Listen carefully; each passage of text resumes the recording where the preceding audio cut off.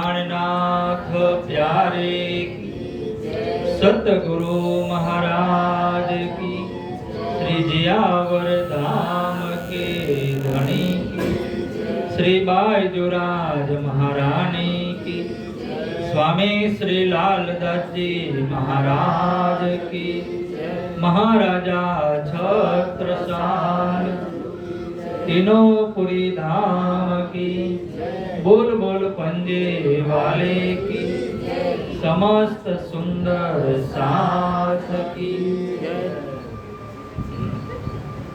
वंदो सद्गुरु चरण को, करो धन प्रेम प्रणाम। अशुभ हरण मंगल करना, श्रीदेव चंद्र जिना। श्री प्राणनाथ निज मूलपति, श्री महराज सुना।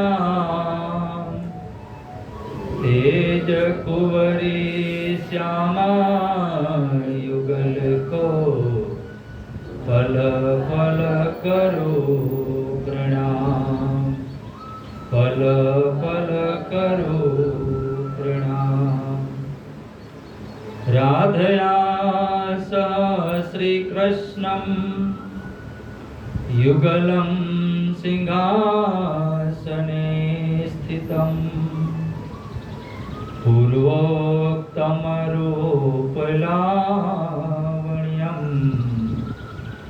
दिव्यभूषा सुगंबरम्, चिदादित्यं किशोरांगं, परे धामनि विराजितं, स्वरूपं सच्चिदानन्दं,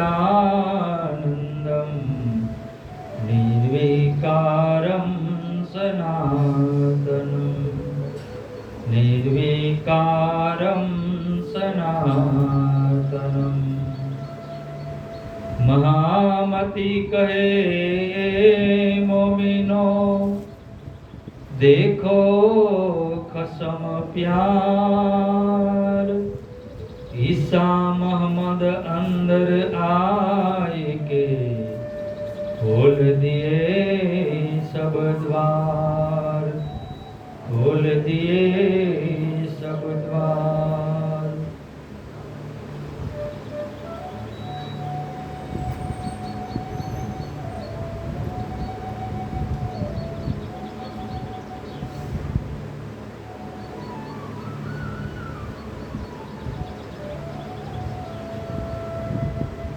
पूर्ण ब्रह्म परमात्मा अनादि अक्षरातीत श्री कृष्ण जी, श्री राधा जी मूल स्वरूप एमना श्री चरणों में कोटि कोटि दंडवत प्रणाम।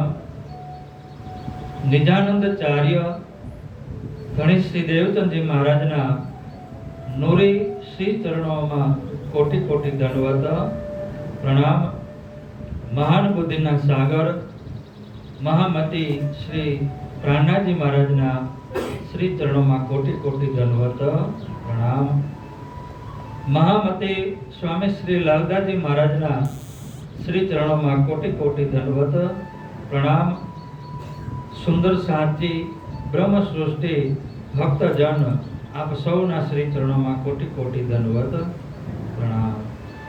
बोलो श्री प्राणनाथ प्यारे की जय, सतगुरु महाराज की जय, श्री जियावर धाम के धनी की जय, समस्त सुंदर साथ की जय। श्री महामती कहे साथ जी, हे देव की बिताक, अजू और बहुत है, सो कहो ग्रहे माफक, सो कहो ग्रहे माफक। प्रकरण 20 चौपाई 914 दीप बंदर में सुंदर साथनी जागणी। फेर कहे सुकन जय राम को दिव में श्री जी तब रास लीला याद करते पहले कहिया सनमंद सबब पहले कहिया सनमंद सबब। बोलो श्री प्राणनाथ प्यारे की जय। सुंदर साथ जी महामते लालदासजी महाराज બંગલાજી દરબારમાં આપણને બધાને બધા સુંદર સાથને એમના શ્રી ચરણોમાં આપણને આ વિતક શ્રવણ કરાવી રહ્યા છે। તો એમની આ જે રચના છે શ્રી વિતક સાહેબ એ આપણને દીપબંધનની અંદર એ શ્રવણ કરાવી રહ્યા હતા। કાલે આપણે સાંભળ્યું દીપબંધનની અંદર જયરામભાઈ કંસારા એમનો પ્રસંગ આપણને બતાવ્યો કે એમની આત્મા કઈ રીતે જાગૃત કરી। અહીંયા દીપબંધનની અંદર જ્યારે શ્રીજી મહારાજ અમદાવાદથી દીપબંધનની અંદર આવે છે ત્યારે બેહદ વાણીનું પ્રકરણ ઉતરે છે અને એ બેહદ વાણીની અંદર જે પ્રાણનાથજી મહારાજે આપણને બધાને એ બેહદનું તત્વ એ બેહદની જે ઓળખાણ આપણને કરાવી એ જયરામભાઈ કંસારા દ્વારા આપણે એ પ્રસંગને સાંભળો અને હજી પણ આગળ લાલદાસજી મહારાજ કહી રહ્યા છે કે દીપબંધનની અંદર ઘણા બધા પ્રસંગો બને છે, ઘણી બધી લીલાઓ થાય છે, ત્યાંના સુંદર સાત પણ ઘણા બધા જાગૃત થયા, એમના પણ નામ આપણને લાલદાસજી મહારાજ બતાવી રહ્યા છે।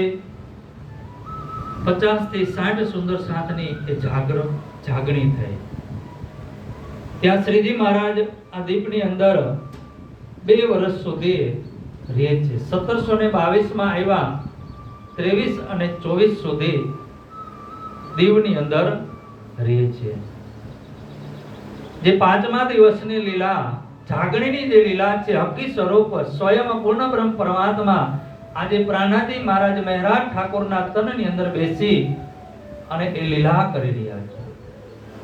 ચોથા દિવસની લીલા આપણે અત્યાર સુધી સાંભળી, જે શ્યામાજીની જે લીલા છે એ શ્યામાજીની લીલામાં 313 આત્માઓ જાગૃત થયા, પણ એ જે સ્વરૂપ છે સદગુરુ મહારાજનું જે સ્વરૂપ એ ફરી એક વખત હું તમને યાદ કરાવી દઉં કે 1638 થી લઈ અને 1722 સુધી આ શ્યામાજીની લીલા છે।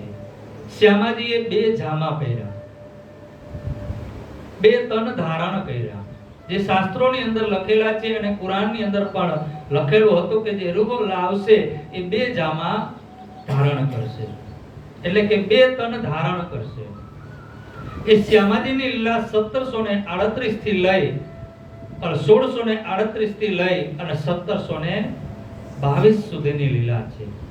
શ્યામાજી લીલા કરી રહ્યા છે અને અંદર સ્વયં પૂર્ણ બ્રહ્મ પરમાત્મા શ્રી રાજી મહારાજ એ પણ છે, પણ એ લીલા કરતા નથી, શ્યામાજીની પાસે આ લીલા કરાવી રહ્યા છે।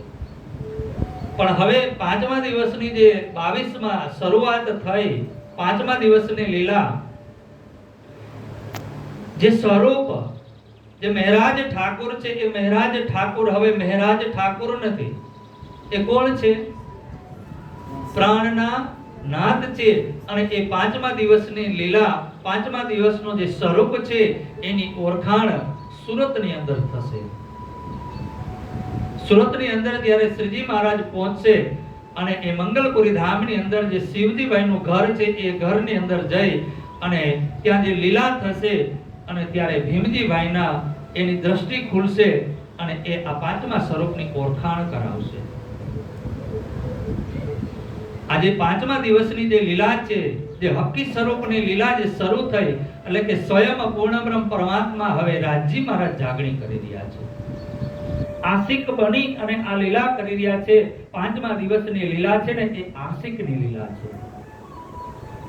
આપણા માટે આ ધણીજી આશિક બની અને આપણે બધાને એ જાગૃત કરી રહ્યા છે। અને એ લીલાની અંદર આપણે કાલે શ્રવણ કર્યો કે સૌ પ્રથમ જયરામભાઈ કંસારાની જે કરુણા સખીની આત્મા છે, એ કરુણા સખીની આત્મા કઈ રીતે જાગૃત થઈ, એ સદગુરુ મહારાજના વખતમાં જ એ જાગૃત થયેલી હતી. પણ શું થયું કે જેવી રીતે કુરાનની અંદર લખેલું હતું કે જ્યારે હાદી અંતર ધ્યાન થશે, બીજો જામો ધારણ કરશે ને, એ સમયગાળામાં બધા જ આત્માઓ પાછા ફરીથી એ માયામાં ડૂબી જશે, માયામાં સૂઈ જશે. તો એ જ પ્રમાણે થયું. પણ અહીંયા હવે શ્રીજી ફરીથી આ 5મા દિવસમાં એ 313 આત્મા જેમ જેમ મળતી જશે ને એમ બધાને જાગૃત એ કરતા જશે. તો એ 5મા દિવસની સૌ પ્રથમ જે આત્મા જાગૃત થઈ એ જયરામભાઈ કંસારા, જેની આત્માનું નામ છે કરુણા સખી. એમને વિતક પણ લખ્યું છે, એક વિતક એ જયરામભાઈ કંસારાએ પણ લખેલું છે.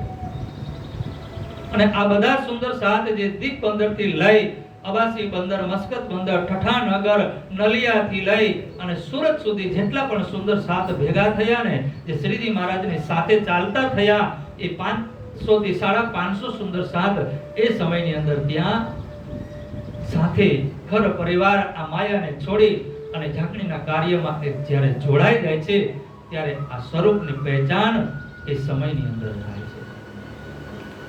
તો અહીંયા હજી આગળ લાલદાસજી મહારાજ કહી રહ્યા છે કે 50-60 સુંદર સાતની આયા જાગણી થઈ, પણ ધામના ધણી કે કોની અંદર કેટલો ઈમાન પાકો છે, કોનો હજી કાચો પાકો છે, એને દ્રઢ કરાવવા માટે પરીક્ષા પણ લઈ રહ્યા છે.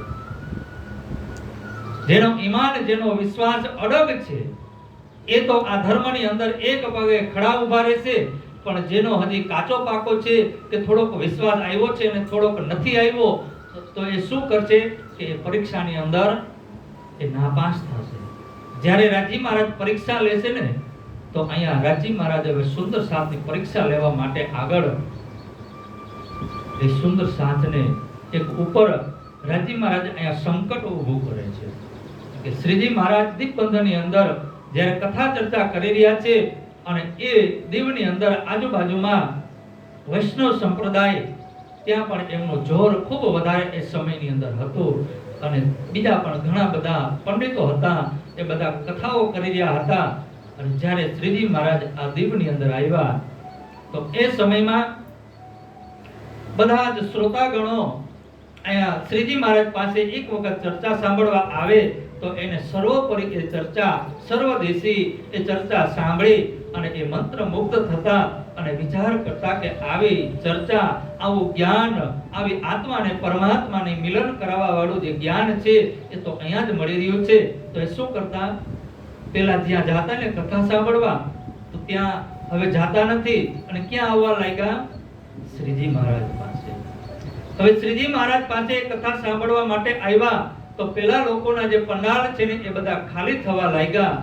અને એ લોકો ચિંતામાં મુકાઈ ગયા કે આપણે કથાઓ કરી અને આપણું આ પેટ રડીએ છીએ, તો હવે અહીંયા આવતા બધા બંધ થઈ ગયા, કોની આગળ કથા કરશું, કોણ આપણને દક્ષિણા આપશે?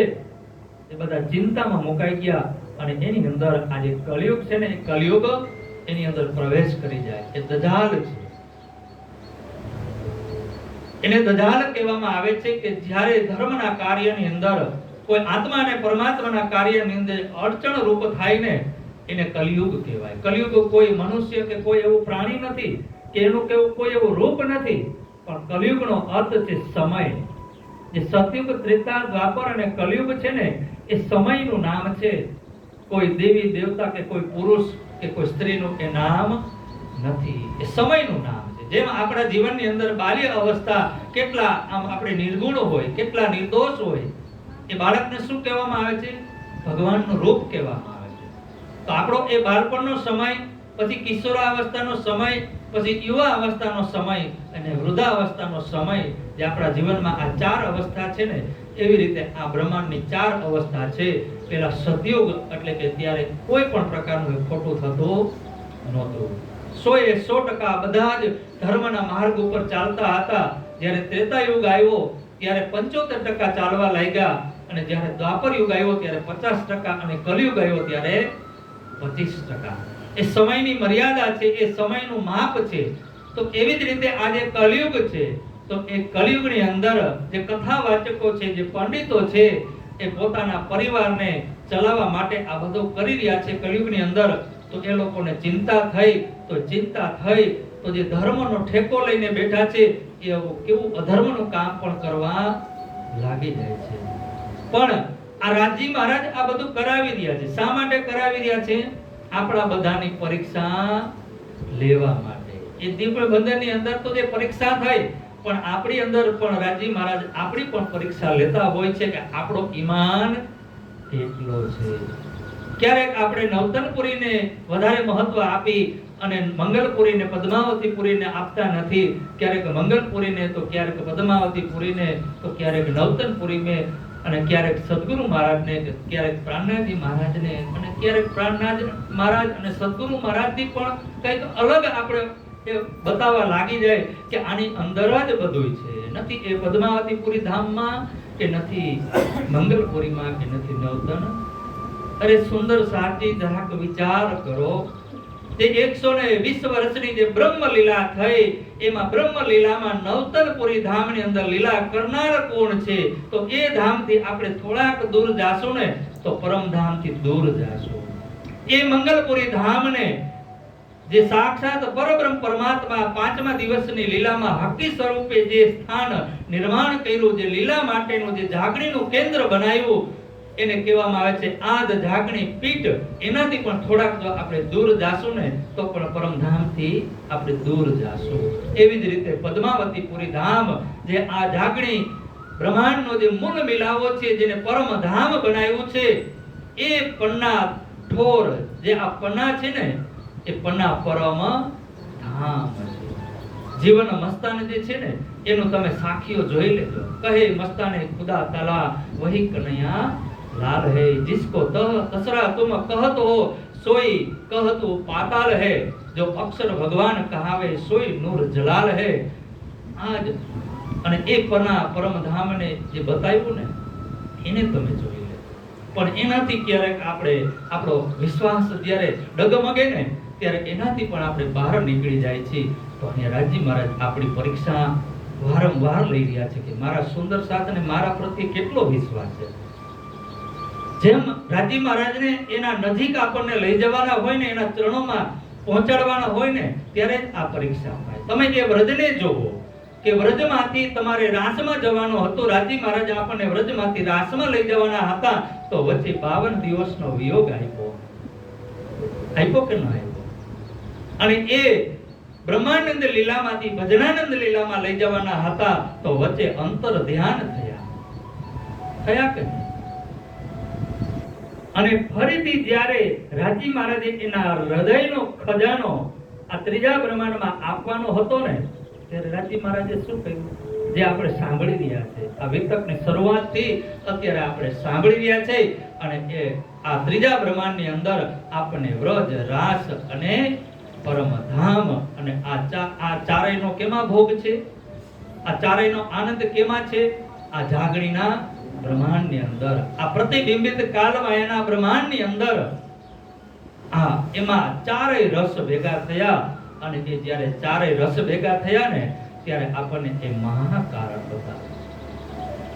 જે રાજીના હૃદયની અંદર જે હતો ને, જે મહાકારણ, એ મહાકારણનો વિસ્તાર થયો, પેલા પરમધામમાં થયો. અને એ વિસ્તારને સમજવા માટે આપણને આ ત્રણેય બ્રહ્માંડમાં મોકલા, અને એક પછી એક સ્ટેપમાં, પેલા વ્રજમાં, રાસમાં, ને પછી આ જાગણીના બ્રહ્માંડ. તો આ પરીક્ષાઓ જ્યારે થાય ને, ત્યારે સમજી લેવાનું કે રાજી મહારાજ આપણી ઉપર પૂરેપૂરી મહેર કરી રહ્યા છે. પણ આપણો જે વિશ્વાસ છે ને, એ થોડો કે કાચો પાકો હોય ને, તો એને મજબૂત બનાવવાનો છે.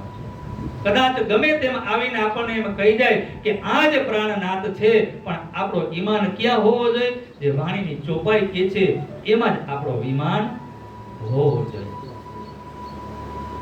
તો અહીંયા એ જે કથા વાચકો છે, એના હૃદયની અંદર આ રાજી મહારાજે આ એક હુકમ કર્યો, અને એ લોકોએ નક્કી કર્યું. કારણ કે કરતા ધરતા કોણ છે? રાજી મહારાજ. તો અહીંયા રાજી મહારાજે એમના અંદર એ પ્રેરણા થઈ, અને એ લોકોને વિચાર આવ્યો કે હવે આપણે કંઈક કરવું જોશે, નકર આપણું અહીંયા કાંઈ હાલશે. આ કલયુગ, અને એ કલિયુગ આ જ્યારે જોવે ને ત્યારે કાપવા લાગે છે અને એ કાપીને પછી આ રસ્તો અપનાવે છે અને એક વ્યક્તિને ઊભો કરે છે, પૈસા આપે છે કે ભાઈ તમે જાઓ રાજા પાસે, ફિરંગી પાસે. અને એ મુલક કેવો? ફિરંગીઓનો મુલક. અને એ ફિરંગીઓ એટલે કોઈ જેવા તેવા નહીં. તો એ ફિરંગીઓની પાસે એમને મોકલે છે કે જઈને કયો કે આપણા શહેરની અંદર એક સાધુ આવ્યા છે અને તમારા દેવી દેવતાઓની નિંદા કરે છે અને અમારા દેવી દેવતાઓની પણ નિંદા કરે છે. પૈસા આપ્યા, એક વ્યક્તિને ઊભો કર્યો અને એ ભાઈ તો પૈસાના કામ માટે બધું પણ કરે. જેમ અત્યારે કોર્ટમાં પૈસા આપો તો બધું ગવાહી મળી જાય ને, તો એ સમયમાં પણ એ જ રીતે થયો. અને એ ભાઈ ચુગલી કરવા માટે ફિરંગીઓ પાસે એ દરબારમાં જાય છે અને એટલા ઉતાવળથી અને એટલા હરખમાં છે કે આજે તો મને પૈસા મળ્યા તો લાવ ઝટ દઈ અને ફરિયાદ કરી દઉં, એનું કામ કરી દઉં. તે દોડતા દોડતા અને હાંફતા ફાંફતા જાય છે.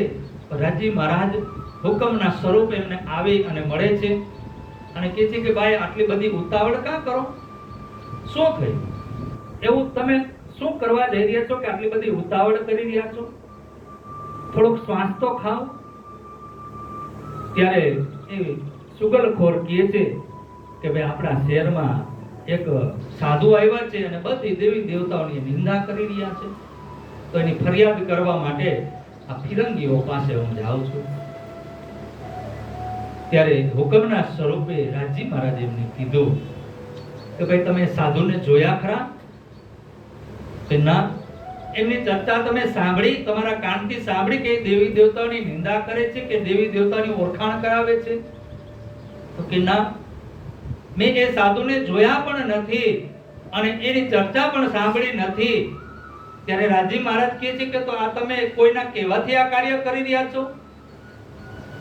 અને એ ફિરંગીઓને તમે એ ફરિયાદ જ્યારે કરવા જાશો, એ ફિરંગીઓને તમે ફરિયાદ જ્યારે કરશો તો આ ફિરંગીઓ કેટલા જાલિમ છે કે એ સાધુને દુઃખ આપશે અને તમે જોયા જાણ્યા વિચાર્યા વગર, અને એ સાધુ નિર્દોષ હશે અને એને કષ્ટ પડશે, દુઃખ પડશે, તો તમે કયા ભાવમાં છૂટશો? ત્યારે પેલા ચુગલખોરને થયું કે વાત તો સાચી છે અને એ પણ સાધુના પ્રત્યે આવું કામ કરવા જઈ રહ્યો છું તો કંઈક વિચારવું તો જોઈએ ને કે આ વાત સાચી છે કે ખોટી. ત્યારે એ વિચાર કરવા લાગે છે ને કહે છે કે સારું થયું તમે મને આ વાત સમજાવી, ને કે હમણાં જ હું આ ફિરંગીઓ પાસે જઈ અને આ ફરિયાદ કરી દે તો મારું તો શું થાત, મારી કઈ હાલત થાત? એ સાધુની જ્યારે દુઃખ પડે તો એનું પાપ મને કયા ભાવમાં હું એ પાપમાંથી છૂટીશ?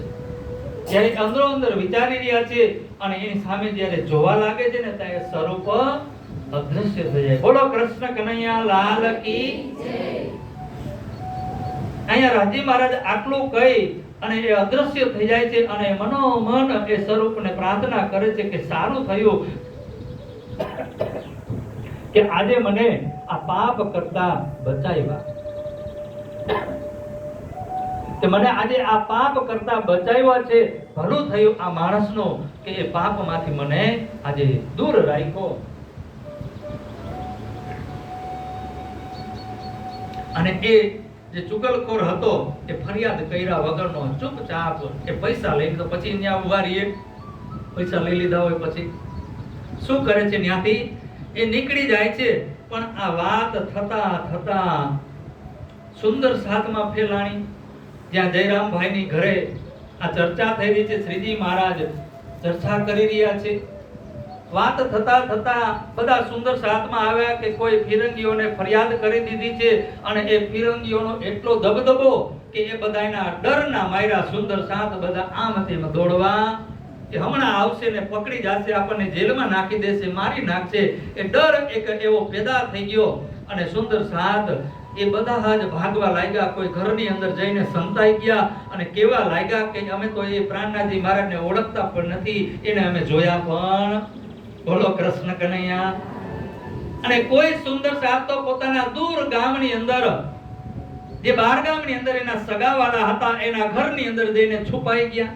જેને જાજો ડર લાગે એ થોડાક જાજા દૂર જાય થોડો ડર લાગે, જેનો ઈમાન થોડોક ઓછો ડગમગ્યો હોય ને એ થોડાક દૂર જઈને એ સંતાય, અને જેનો વધારે ડગમગી જાય, વિશ્વાસ જેને થોડોક વધારે ડગમગી જાય ને એ એનાથી પણ દૂર જાય, અને જેનો હાવ ડગી જાય ને એ તો ખાડી, બોલો પ્રાણનાથ પ્યારે કી જય. કોઈ સુંદર સાથ તો ખાડીને પાર કરી ગયા, કેટલાય કોષ એ દૂર જઈને વયા ગયા, અને બીક એટલી કે આ ફિરંગીઓ પકડી જશે તો આપણી હાલત ખરાબ થઈ જશે. પણ અહીંયા લાલદાજી મહારાજ કહી રહ્યા છે કે એક જયરામભાઈ ખડા રહ્યા. શું કહી રહ્યા? एक जयराम खड़ा रहिया और इनके घर के लोग इनो आपो का दिया रहे अपने जोक. जयरामभाई करुणा सखी परमधामनी ब्रह्म सृष्टि કેટલો એનો વિશ્વાસ. જે કાલે આપણે સાંભળ્યું કે શ્રીજી મહારાજે કેવી ખંડણી કરી છે, એટલે જ આપણે વિસ્તારથી લીધું હતું. કારણ કે આજી ખંડણીઓ તો ઘણી બધી આવશે, પછી એ શોર્ટકટમાં લઈ લેશું તો ચાલશે, પણ પેલી ખંડણી, પેલો ઠબકો, પેલો જે ઘા હોય ને, જ્યારે કોઈ આપણે આકાર બનાવવાના હોય ત્યારે એને લોઢામાં અગ્નિમાં તપાવે ને પછી પેલો જે હથોડો લાગે ને, જે આકાર નીકળે ને એ જ સાચો. તો અહીંયા શ્રીજી મહારાજ જયરામભાઈ કંસારાની ઘરે અને જે 50-60 સુંદર સાથ જાગૃત થયા હતા ને એ બધા જ સગે વગે થઈ ગયા. પણ કોણ ઉભું રહ્યું? કરુણા સખી જયરામભાઈ કંસારા, કે જે થાવું હોય થાય, પણ આજે મારા ધામના ધણી છે ને, જેને પૂર્ણ પહેચાન થઈ ગઈ કે એને છોડીને હું ક્યાંય જઈશ. અરે આ તો પરબ્રહ્મ પરમાત્મા છે, એનો કોણ વાળ વાંકો કરી શકે? આ વિશ્વાસ છે. અને કદાચ કોઈ આવશે ને તો એની પહેલા મારો સામનો કરવો પડશે. એના પરિવારના લોકો પણ કેટલા એની અંદર વિશ્વાસ આવી ગયો. પણ આ એક અફવા હતી. એ ત્યાં જે ચુગલખોર હતો ને એ ફરિયાદ ત્યાં સુધી પહોંચી. આ રાજી મહારાજે ત્યાં ઊભી કરનાર પણ રાજી અને પહોંચવા ન દેનાર પણ રાજી. અહીંયા એક ફિતનો ઉઠ્યો, એટલે કે એક અફવા ફેલાણી અને બધાના વિશ્વાસ ડગમગવા લાગ્યા. અને પછી જેમ ખબર પડી, ધીરે ધીરે ધીરે જે પેલા ઘરમાં છુપાઈ ગયા હતા ને એને ખબર પડી કે આ અફવા હતી, તો એ પછી ધીરે ધીરે શરમ તો આવે ને, એક બે દિવસ વિચાર કરે તો શરમના માયરા ધીરે ધીરે આવી અને એક બાજુ દૂર જઈને બેસે, શ્રીજીને હરવેળવે પ્રણામ કરે, અને એમ કરતા કરતા પોતાની ભૂલ માને છે કે શ્રીજી આ અમારી ભૂલ થઈ ગઈ, અમે ધર્મની તરફ અમે ઊભા રહી શક્યા નહીં. પછી જે એના સગાવાલાની ઘરે વયા ગયા હતા એ પણ ધીરે ધીરે આવવા લાગ્યા. જે ખાડી પાર કરી ગયા હતા એ પણ ધીરે ધીરે બધા આવવા લાગે છે. અને એમ કરતા કરતા અહીંયા ફરીથી પાછી ફરી જે ચર્ચામાં હે ને બધા સુંદર સાથ આવવા લાગ્યા. પણ જે ભાગ્યા હતા ને એ પોતાનો ડર જે હતો ને, જે ઈમાન જે અધૂરો હતો ને એ પૂર્ણ કરીને આવ્યા. શું કરીને આવ્યા? પૂર્ણ કરીને. હવે એનો જે ઈમાન જે વિશ્વાસ છે ને એ પાકો થઈ ગયો, સાંભેલા જેવો થઈ ગયો. મુસલ એટલે સાંભેલા જેવો એનો ઈમાન થઈ ગયો, એટલો મજબૂત થઈ ગયો કે હવે કદાચ ગમે તેવી પરિસ્થિતિ આવે ને, કારણ કે હજી તો પરિસ્થિતિ ઘણી બધી બાકી છે. હજી તો તમારે મેરતામાં જવાનું છે, દિલ્હીમાં જવાનું છે, ખરી જે કસોટી છે ને એ તો ત્યાં છે. હજી તો આ શરૂઆત છે. તમારે એ જંગલોમાં ભૂખ્યા અને તરસા એ ભટકવાનું છે. એ મંદસોરના, એ ઉદયપુરના એ પ્રસંગોમાં, એ સિદ્ધપુર, એ ગામા પહાડી, કેટલા કષ્ટો હજી બાકી છે. શ્રીજી મહારાજને પણ જમવા નથી મળતું, સુંદર સાથ પણ જંગલોમાં ભટકી રહ્યા છે. આ દજાલ, આ કલિયુગ, આ પરીક્ષામાં એ મજબૂત કરાવી રહ્યા છે. શું કરાવી રહ્યા છે? પહેલી પરીક્ષા એકડિયાની હોય. પહેલા એકડાથી એબીસીડી થી પરીક્ષા શરૂ થાય, પછી બોર્ડમાં જવાય. જ્યારે દિલ્હીમાં પહોંચશો ને ત્યારે એ બોર્ડની પરીક્ષા. તો અહીંયા આ દીપબંધનની અંદર રાજી મહારાજે ઈમાનને પાકો કરાવવા માટે, એ વિશ્વાસને વધારવા માટે અહીંયા પરીક્ષા લે છે. અને એ પરીક્ષામાં સુંદર સાથ ઉત્તીર્ણ થાય, પાકા થઈ અને શ્રીજીની સાથે કદમોની સાથે કદમો જે મિલાવે છે ને, જે જાગણી યાત્રામાં જે જોડાય છે ને, એનો રંગ અલગ હોય. તો અહીંયા શ્રીજી મહારાજ વિચાર કરે છે કે હવે દીપબંધનની અંદર 2 વર્ષ થયા, તો હજી તો ઘણા બધા સુંદર સાધને જાગૃત કરવાના છે, જે પૂરા ભારતની અંદર આત્માઓ આવેલી છે. શ્રીજી મહારાજ જવા માટે કહી રહ્યા છે, પણ સુંદર સાથ એમને જવા દેતા નથી. જયરામભાઈ રોવે છે કે હે શ્રીજી મહારાજ, તમે અહીંયા જ રહ્યો, અહીંયા જ બેસીને જાગણી કરો. રાજજી મહારાજ અહીંયા વિચાર કરી રહ્યા છે, પણ એક પ્રસંગ રાજજી મહારાજે અહીંયા એ પણ ઊભો કર્યો કે આરબીઓ એક વખત બાજુરાજ મહારાણી રૂપાબાઈ રાધાબાઈ પાણી ભરવા માટે જઈ રહ્યા છે, અને એ સમયની અંદર આરબીઓ જે લૂંટારાઓ એ લોકો અપહરણ કરીને લઈ જતા અને પછી ખંડણી માંગતા કે જ્યારે એ પૈસા આપે ને ત્યારે એને છોડવામાં આવતા.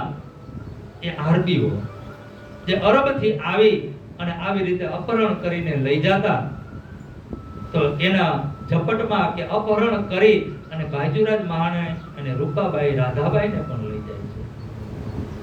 ત્યારે શ્રીજી મહારાજ કહી રહ્યા છે કે હવે બાયજુરાજને, તેજ કુંવરને છોડાવવા માટે મારે હવે અહીંયાથી નીકળવું પડશે. ત્યારે શ્રીજી મહારાજને આ દીપબંધનના જે સુંદર સાથ છે ને, એ રજા આપે છે. અને શ્રીજી મહારાજ ત્યાંથી નીકળી અને આવે છે. પોરબંદર જોયું, પાટણ જોયું, અને પાટણ ત્યાં પણ ક્યાંય શ્રીજી બાયજુરાજ મહારાજનો પતો લાગતો નથી. અને એમ કરતા કરતા શ્રીજી મહારાજ અહીંયા કચ્છની અંદર આવે છે, જ્યાં થાવરબાઈ રહેતા હતા. તો ત્યાં એ થાવરબાઈ પણ દેવચંદી મહારાજના એ જાગૃત કરેલી આત્મા હતી, તો એમને પણ જાગૃત કરે છે. એની અંદર પણ જે માયાનું આવરણ આવી ગયું હતું, તો ફરીથી એને ખંડણી કરીને એમને જાગૃત કરે છે. ત્યાંથી આવે છે મંડઈ, અને એ મંડઈમાં આવી અને ત્યાં પ્રાગમલભાઈ અને કુંવરબાઈ રહે છે, એમની ઘરે આવે છે. અને ત્યાં પણ ઘણા બધા સુંદર સાધ હતા, એમણે પણ શ્રીજી મહારાજ જાગણી કરે છે, ત્યાં ખૂબ ખંડણી કરે છે. અને ખંડણી કરીને આત્માઓને જાગૃત કરી રહ્યા છે. ત્યાંથી શ્રીજી મહારાજ કપાઈ આવે છે, જ્યાં કપાઈમાં પોતાના ભાઈ જે હરવંશ ઠાકોર એમનો પરિવારને લઈ અને કપાઈની અંદર રહેતા હતા. ત્યાં હરવંશ ઠાકોર એમણે પણ આવી, અને ત્યાં તો 2 નાતો, એક તો પરમધામનો પણ નાતો અને લૌકિક પણ નાતો, જે એમના ભાઈ છે અને એના ભાભી એમને ત્યાં આવી અને એમને ખંડણી કરી અને એમને પણ જાગૃત કરે છે ને કહે છે કે તમે નવતનપુરીમાં જાઓ બિહારીજી મહારાજ પાસે, અને ત્યાં જઈને દર્શન કરો. ત્યાં એમને ગાદી ઉપર બિરાજમાન કર્યા છે, તો એમને ત્યાં મોકલે છે. અને ત્યાંથી શ્રીજી મહારાજ આવે છે ભુજનગર, જ્યાં હરિદાસજી મહારાજના પુત્ર જે સદગુરુ મહારાજ જે હરિદાસજી મહારાજની ઘરે ભુજનગરની અંદર રહ્યા હતા, તે એમના જે પુત્ર છે એમનું નામ છે વૃંદાવન. એ વૃંદાવન પાસે આવે અને એમની આત્માને પણ જાગૃત કરે છે. આ વૃંદાવન ભાઈ જ્યારે એમને ખંડણી કરી અને શ્રીજી મહારાજે એમને જાગૃત કર્યા ને કે તમે એ દેવચંદજી મહારાજના સાથી છો અને તમે આ માયાની અંદર ફસાઈ ગયા. તમારા પિતાજી જે હરિદાસજી મહારાજ, એ હરિદાસજી મહારાજ જેમના શિષ્ય હતા એ ગુરુ બની ગયા, અને ગુરુ હતા એ શિષ્ય બની ગયા, જેમને એ સ્વરૂપની ઓળખાણ કરી લીધી, અને તમે આ માયાની અંદર પાછા ફસાઈ ગયા.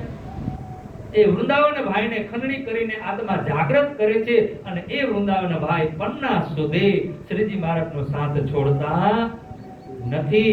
અને એ વૃંદાવન ભાઈ શ્રીજી મહારાજની ખૂબ સેવા પણ કરી અને ભોજન પ્રસાદ પણ આપે છે, અને એને પણ ત્યાં જાગૃત કરે છે. ત્યાંથી આવે છે શ્રીજી મહારાજ નલિયાની અંદર. તહાં ચેતી ચલકે આયે ઠઠે નાથે કે ઘર. નલિયા, અને નલિયાથી ક્યાં આવે છે? ઠઠ્ઠા નગર, જે નાથા જોશી રહેતા હતા, એ પણ સદગુરુ મહારાજના શિષ્ય હતા. અને પૂછતા પૂછતા પ્રાણાજી મહારાજ કે નાથા જોશીનું, ખાલી એ સમયમાં તો કાંઈ બીજું એડ્રેસ તો હતું નહીં, પહેલી જ વખત અહીંયા ઠઠ્ઠા નગરની અંદર શ્રીજી મહારાજ આવ્યા કે નાથા જોશી ક્યાં રહે છે. પૂછતા પૂછતા આવે છે, પણ એ રસ્તામાં જ્યારે પૂછવા જાય છે ને, તો એ કોને પૂછી રહ્યા છે?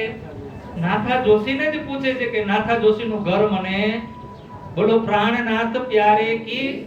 ત્યારે નાથા જોશીએ કીધું કે ભાઈ તમારા નાથા જોશીનું શું કામ છે? તો કે અમારા સદગુરુ મહારાજના શિષ્ય છે. ઓળખાણ આપી તો નાથા જોશી ભેટી ગયા કે ઓહો પરમધામની આત્માઓ સુંદર સાત. અને એ નાથા જોશી એટલા હરખમાં આવી ગયા કે શ્રીજી મહારાજ મહેરાજ ઠાકોર આજે મારી ઘરે પધાર્યા. ઓળખતા નહોતા હો એકબીજાને, કોઈ ઓળખતા હતા? કારણ કે 9 વર્ષનો તો વિયોગ હતો.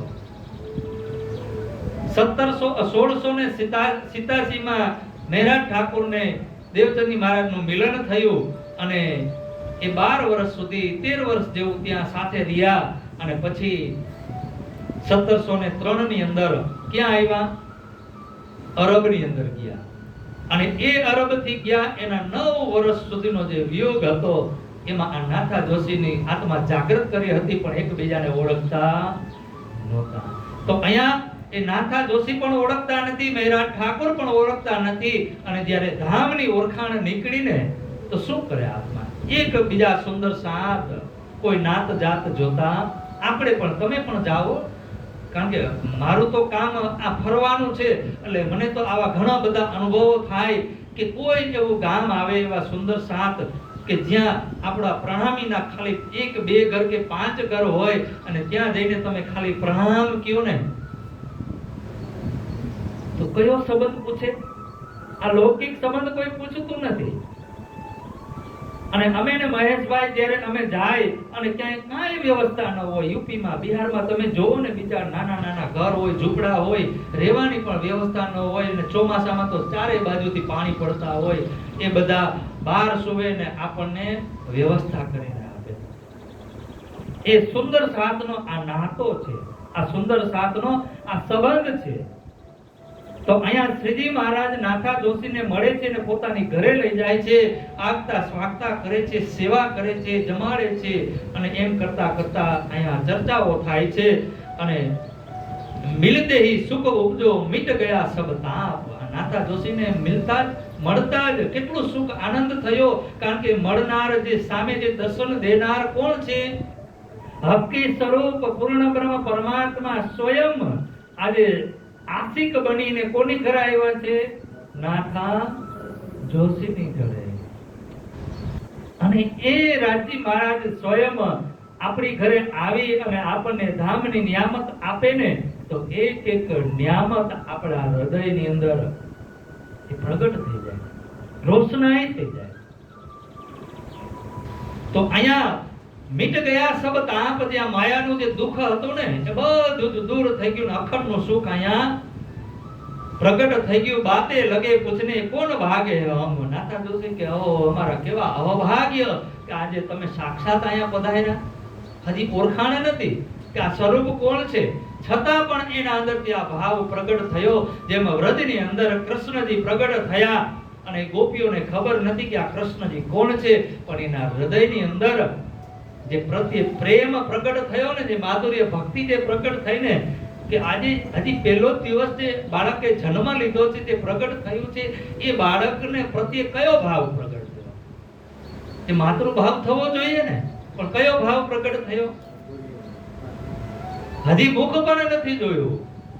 જે બ્રહ્મ મુહૂર્તની અંદર ગોપીઓ પોતાના ઘરની અંદર ઉઠે છે તો શણગાર સજે છે, ખબર નથી પણ કોના માટે શણગાર સજે છે એ પણ ખબર નહીં. ખાલી એટલો જ ભાવ કે કબ હમ મિલશે अपने ધણી.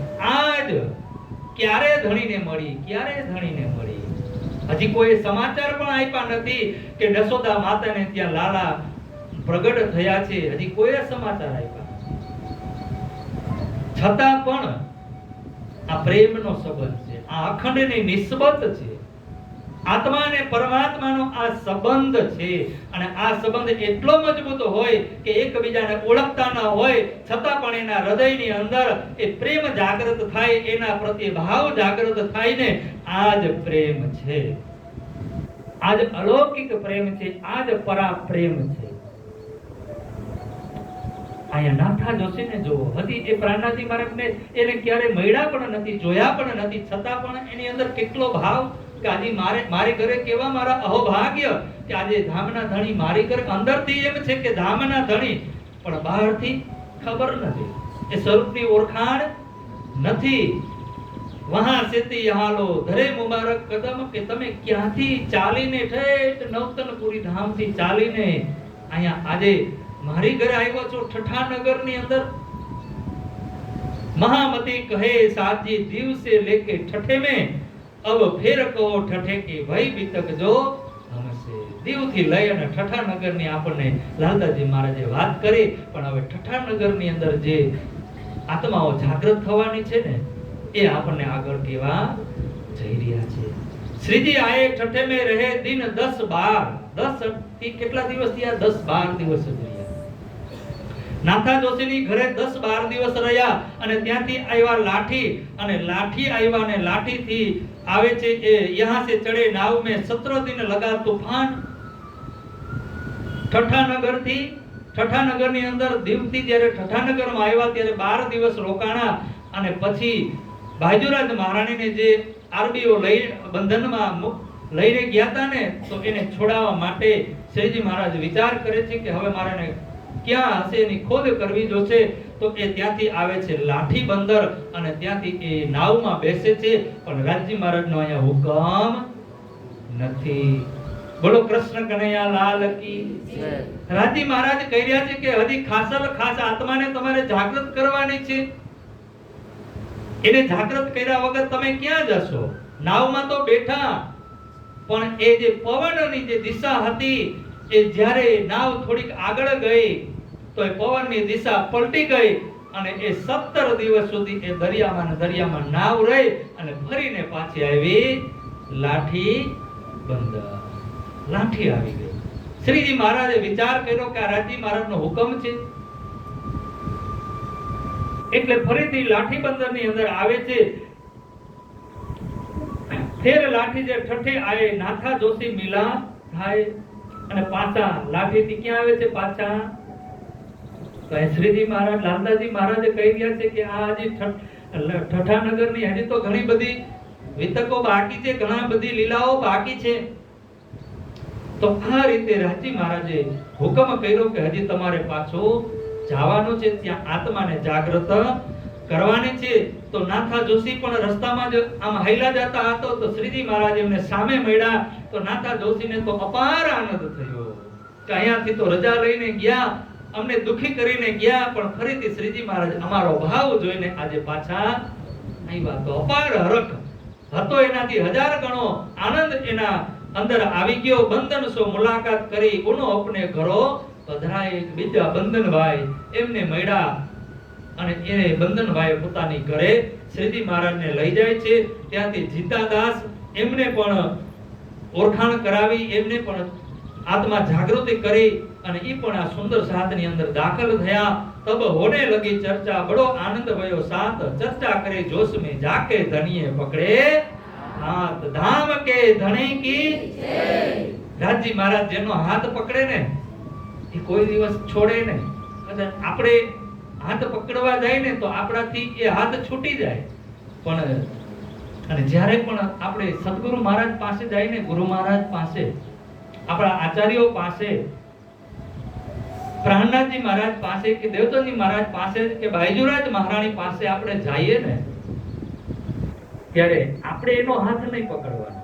કારણ કે આપણો હાથ એટલો કાચો હોય કે કદાચ ક્યારેક ખાડો આવે, કદાચ પગમાં કાંટો વાગે તો આપણો હાથ જે આપણે રાજજીનો હાથ પકડ્યો હોય ને તો આપણાથી છૂટી જાય. પણ જ્યારે રાજજી આપણો હાથ પકડે ને ત્યારે બાયજુરાજ મહારાણી, જે રાધા મહારાણી છે, જે શ્યામા મહારાણી, હજી એ લીલા જ્યારે આગળ થશે ને ત્યારે એ શ્યામાજીને સ્વરૂપને પણ આપણે ઓળખ કરશું. હવે અહીંયા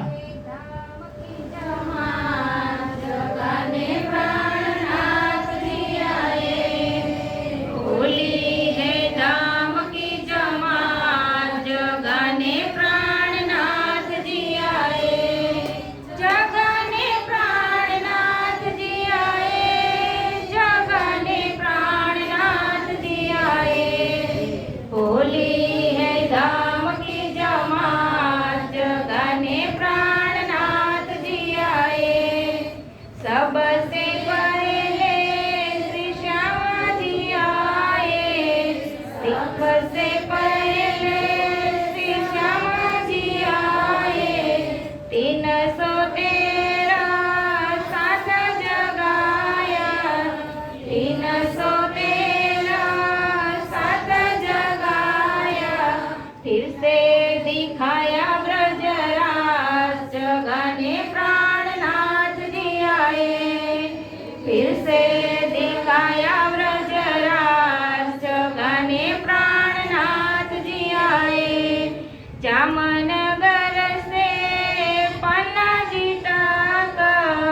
શ્રી પ્રાણનાથજી પૈદલ ચલ કર જામનગર સે પનજી તક શ્રી પ્રાણનાથજી પૈદલ ચલ કર સાથ જગયા બેસુમાર જગને પ્રાણનાથજી આए સાથ જગયા બેસુમાર જગને પ્રાણનાથજી આए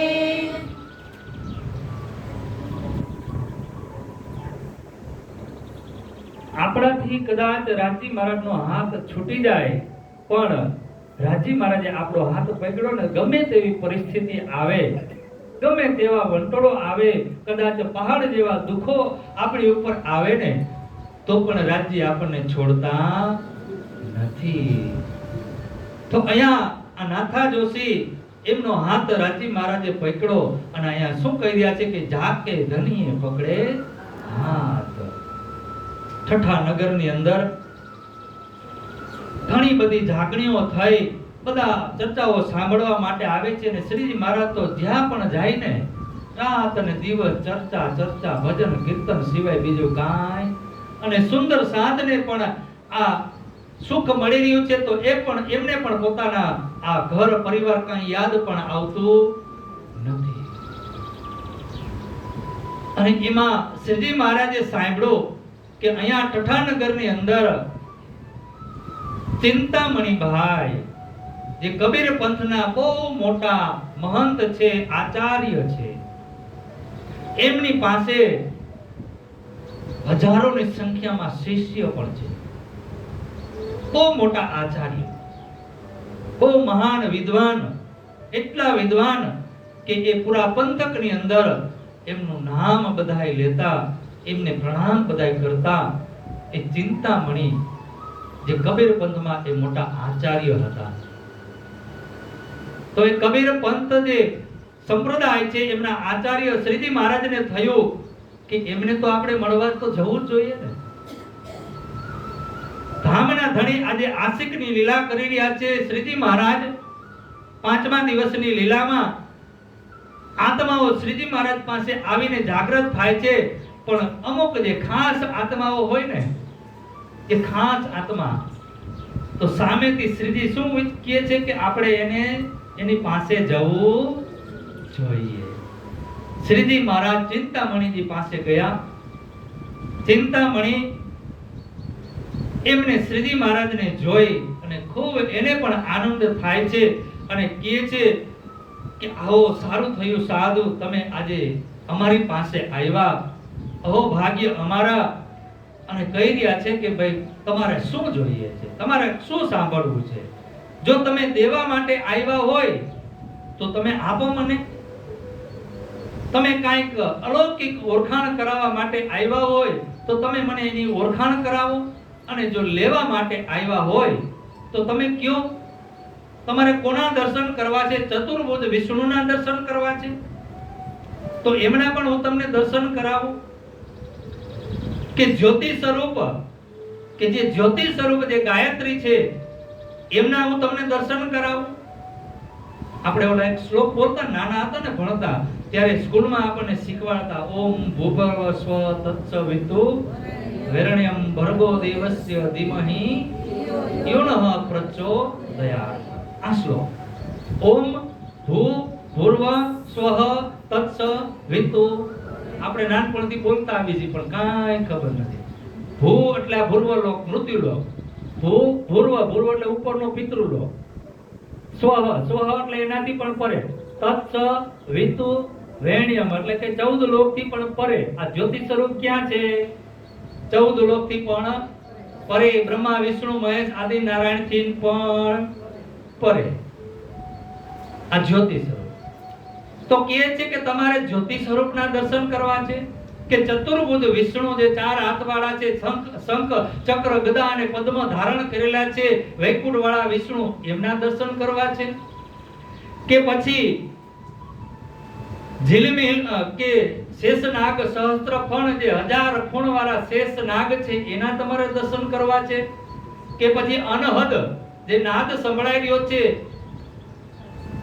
એ અનહદના નાદ તમારે સાંભળવા છે. તમે કયો એના દર્શન અહીંયા બેઠા બેઠા હું તમને. હવે આવા કેનાર જે મહાપુરુષ એવી ખાસલ ખાસ જેની અંદર સત્તા હોય તાકાત હોય એ જ કહે ને કે હું તમને દર્શન કરાવું. શું કહી રહ્યા છે? તમને અહીંયા બેઠા બેઠા વૈકુંઠના દર્શન કરવા છે, શેષાઈ નારાયણના તમારે દર્શન કરવા છે, કે જ્યોતિ સ્વરૂપના દર્શન કરવા છે, કે એનાથી આગળ જે અનહદનો જે નાદ સંભળાય છે એના તમારે દર્શન કરવા છે? કોણ કહી શકે? જેની અંદર આ દર્શન કરાવવાની તાકાત હોય તો શ્રીજી મહારાજ અહીંયા સામે ચાલીને ગયા ને, એને જાગૃત કરવા માટે પોતે ગયા, આશિક બનીને ગયા. ત્યારે શ્રીજી મહારાજ કહે છે કે ભાઈ મારે તો હું દેવા નથી આવ્યો, તમારી પાસેથી ચર્ચા સાંભળવા આવ્યો છું. શું કહે છે? મેં સાંભળ્યું છે કે તમે બહુ ઊંચી ચર્ચા કરો છો, આત્મા પરમાત્માની ચર્ચા કરી રહ્યા છો, તમે આત્માની ઓળખાણ કરાવી રહ્યા છો, તો મારે એ પરમ તત્વનું જ્ઞાન જોઈએ છે. જે કબીર સાહેબે એમના ગ્રંથની અંદર પોતાની સાખીની અંદર જે હદ અને બેહદની વાત બતાવી છે એ વાત મારે સાંભળવી છે. ત્યારે તો આ ચિંતામણીભાઈ તો બહુ ખુશ થઈ ગયા. આપણે કદાચ કોઈ એમ કહે કે તમારે દર્શન કરવા છે, આપણે હા પાડી ના પાડી? હાથ પાડી. અહીંયા શ્રીજી મહારાજે શું કીધું? મારે દર્શન નથી કરવા, પણ તમારી ચર્ચા જે સ્વરૂપની તમે ચર્ચા કરી રહ્યા છો ને, જે માયા અને બ્રહ્મની તમે ચર્ચા કરી રહ્યા છો ને, એ માયા બ્રહ્મની મને ઓળખાણ કરાવો. આ દૂધની અંદર જે પાણી ભળી ગયું છે ને, એ દૂધ પાણીનો વિછોડો કરીને મને બતાવો. આ મન અને જે જીવ છે ને એમાં જે ફરક છે ને એનો ફરક કરીને મને બતાવો. ત્યારે કબીર સાહેબ પણ ખુશ થઈ ગયા અને એ ચર્ચા સંભળાવવા લાગ્યા. અને સંભળાવતા એક કબીરની સાખી, એક સાખી ઉપર ચર્ચા થઈ અને કહી રહ્યા છે કે એક કમાલ की साखी पर चर्चा हुई जोर जोश में श्रीजी ने कहिया तब पाया चित मरो. એક કમાલની અહીંયા સાખી છે, જે કબીર સાહેબના જે પુત્ર છે જેમનું નામ કમાલ, અને કમાલની એક સાખી હતી. એ સાખી ઉપર અહીંયા ચિંતામણીજીએ પ્રવચન કર્યું, એની ઉપર ચર્ચા કરી કે હીરે કોડી તે ભયા હીરા, હીરા તે ભયા લાલ, આધા ભક્ત કબીરા, પૂરા ભક્ત કમાલ. ત્યારે ચિંતામણીભાઈ કહે છે કે કબીર કરતા પણ વધારે ભક્તિ કોની પાસે હતી? કમાલ પાસે. અહીંયા તો એ સાખીની અંદર કહે છે કે જે કબીર છે એ તો અધૂરા ભક્ત છે, પણ પૂરેપૂરા પૂર્ણ ભક્ત હોય ને તો એના દીકરા જે કમાલ છે એ કમાલ એના દીકરા છે. ત્યારે શ્રીજી મહારાજને જોશ આવી જાય છે. જોશ મેં શ્રીજીને કહ્યા તબ પાયા ચિત્ત મરોર. અને જોશથી કહેવા લાગે છે કે ચિંતામણી ભાઈ તમે આ શું કહી રહ્યા છો? ક્યાં કમાલ અને ક્યાં ચિંતામણી? કાંઈક તો વિચાર કરો. જે કબીર સાહેબની જે મજલ છે, કબીર સાહેબની વાણીને તમે જોવો કે એ કબીર સાહેબે હદ અને બેહદની વાત બતાવી. આ હદ હદ હદ સબ કોઈ ગયા, બેહદ ન ગયા કોઈ. હદ બેહદ કે બીચ में રહ્યા કબીરા સોઈ. હદ હદ સબ કોઈ ગયા. હદ એટલે જ્યાં સુધી આ માયા છે, 14 લોક બ્રહ્માંડ, એને હદ કહેવામાં આવે છે. કોઈ સ્વર્ગમાં જાય છે, કોઈ વૈકુંઠમાં જાય છે, અને કોઈ વધીને નારાયણ સુધી જાય છે. એનાથી કોઈ આગળ જઈ શકતો નથી. પણ હદ અને હદને છોડી અને જે બેહદની અંદર, જે અખંડની અંદર, જે અક્ષર બ્રહ્મના 4 અંતસ્કરણ છે, એમની અંદર જે કોઈની સુરતા લાગી જાય, ત્યાંનું કોઈને જ્ઞાન થઈ જાય, ત્યાંના કોઈને દર્શન થઈ જાય ને, એ વાત બતાવી છે. કોને બતાવી છે? કબીર સાહેબે. હદ બેહદ કે બીચ में રહ્યા કબીરા સોય. હદ અને બેહદની વચ્ચે તાકો મતો અગાધ. હદ બેહદ દોનો તજે તાકો મતો. આ કબીર સાહેબની સાખી છે કે હદને પણ છોડી અને બેહદને પણ છોડી અને જે અક્ષર પાર જાય ને એનો મતો એટલે બુદ્ધિ, કે જેની અંદર અગાધ બુદ્ધિ છે. જે મહામતી પ્રાણાજી મહારાજે આપણને વાણીની અંદર કીધું કે કુમતી અને સુમતીની અંદર શું ફરક છે? તો કે કુમતી કહીએ તિનકો જાય પડે. આ ખાડાની અંદર, માયાની અંદર જે પડે ને એને કુમતી કહેવાય. પણ જે કૃષ્ણની જે ઓળખાણ કરે અને કૃષ્ણની સાથે જે સંબંધ રાખે, જે એમને સાથે ભક્તિ કરે, જે નિસ્બત બાંધે, અને સખી ભાવથી એ એમને ભજે ને એને કહેવાય સુમતી. બાકી બધી કુમતી કહેવાય કે જે આ ખાય 84 લાખ રૂપિયા જે ખાય છે ને, જન્મ મરણનો ચક્કર એમાં ફરે છે. કોઈ ક્યારેક સ્વર્ગમાં જાય, ક્યારેક એ વૈકુંઠમાં જાય, ક્યારેક એ જે 4 પ્રકારની મુક્તિઓ છે એમાં જાય અને ફરીથી પાછા 84 લાખના ચક્કરમાં આવે છે. પણ કૃષ્ણને જે ઓળખે છે ને એના જેવી કોઈ સારામાં સોરી બીજી કોઈ બુદ્ધિ નથી. કે હે ચિંતામણી ભાઈ, તમે આ શું કહી રહ્યા છો? શ્રીજી મહારાજ અહીંયા જોશમાં કહી રહ્યા છે. એને જોશ આવી જાય છે. શ્રીજી મહારાજ કે આ કબીરની તમે મજલ તો જોવો કે એને શું વાત બતાવી. ચલતે ચલતે પગ થકા નગર રહા 9 કોસ, बीच में डेरा पड़िया कबीरा किने दिए दोष. ચાલતા ચાલતા કબીર સાહેબ ભક્તિના પંથની અંદર એ ચાલતા ચાલતા પહેલા દેવી દેવતાઓની ભક્તિ કરી, પછી એમને વિષ્ણુ ભગવાનની ભક્તિ કરી, એની ઓળખાણ કરી, સ્વર્ગની પણ ઓળખાણ કરી, પછી નારાયણ ભગવાનની પણ ઓળખાણ કરી. તેનાથી પણ એ આગળ ગયા. ભક્તિના એક એક પગથિયા ચડતા ચડતા જ્યારે શૂન્ય નિરંજન નિરાકારની અંદર આવીને જોયું તો એ કબીર સાહેબ કહે છે કે ના હું પરણી ના હું કુંવારી, પુત જનાજન હારી, પીવું મેરા પારણીએ ઝૂલે ને ઝુલાવન હારી. જે શૂન્ય નિરંજન નિરાકાર જે લોકો પરમાત્મા માને છે કે અહીંયા જ પરમાત્માનું સ્થાન છે, પણ એ શૂન્ય છે, એ નિરંજન છે, એ નિરાકાર છે, ત્યાં કોઈ આકાર નથી, ત્યાં કોઈ સ્વરૂપ નથી, કોઈ લીલા નથી. તો ત્યાંની જે હું ભક્તિ કરું છું, જેને હું પરમેશ્વર માનીને ભક્તિ કરું છું, જેને હું પીવું માનું છું, જેને મારા આત્માના ધણી માન્યા છે, તો એ મારા ધણી કેવા છે કે એ તો શૂન્ય છે, એનો કોઈ રૂપ નથી, એ નિરાકાર છે. તો કે પીવું મેરા પારણીએ ઝૂલે, એ મારા પીવું કેવા છે તો કે પારણીએ ઝૂલે છે અને હું એને ઝૂલાવું છું. તો એ કબીર સાહેબ ત્યાંથી પણ આગળ ગયા અને ત્યાંથી અવ્યક્તને આગળ પાર કરી, સબલિંગને પણ પાર કરી અને કેવલ ધામ સુધી પહોંચ્યા. અને કેવલ ધામથી પણ પાર જે અક્ષર અને અક્ષરથી પણ પાર, જ્યારે પરમધામ, જ્યારે અક્ષર અને પરમધામની વચ્ચે કબીર સાહેબ આયા અટકી ગયા કે બીચ મેં ડેરા પડ્યા કબીરા કિને દિયે દોષ. ડેરા બંધન આવ્યું. નગર રહા 9 લાખ કોષ, કોઈ 9 લાખ કીએ, કોઈ 9 કોષ કીએ. તો એ અક્ષરધામ અને પરમધામની વચ્ચેનો અંતર કેટલો છે? 9 લાખ. એ કબીર સાહેબની જે વાસના છે, એમની જે આત્મા છે, એ અક્ષરની પંચ વાસનામાંની એક વાસના છે.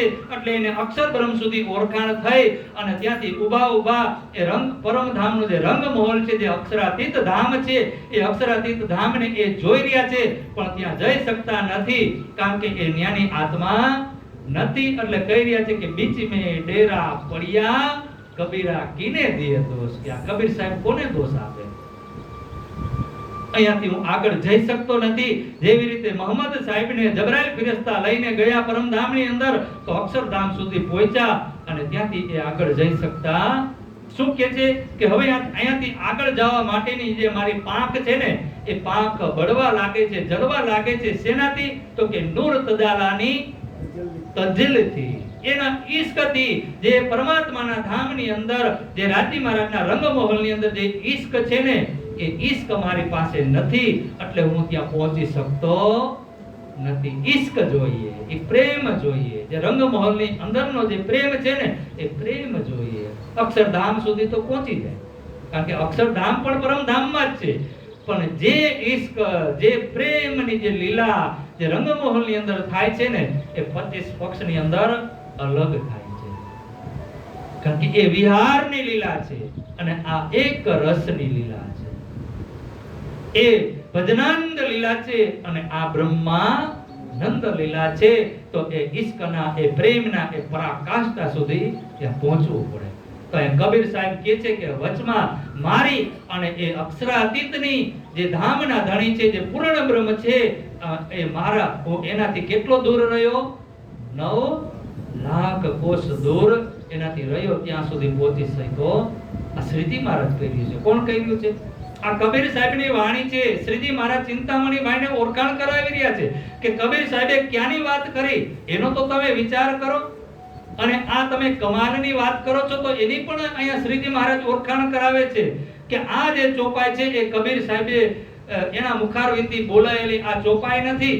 એ પણ એક પ્રસંગ આપી અને એમને સમજાવે છે કે એમના દીકરા જે કમાલ છે એ કમાલ એના જે મિત્ર હતા એ રાજાના કુંવર હતા, એમની સાથે એને મિત્રતા થઈ હતી.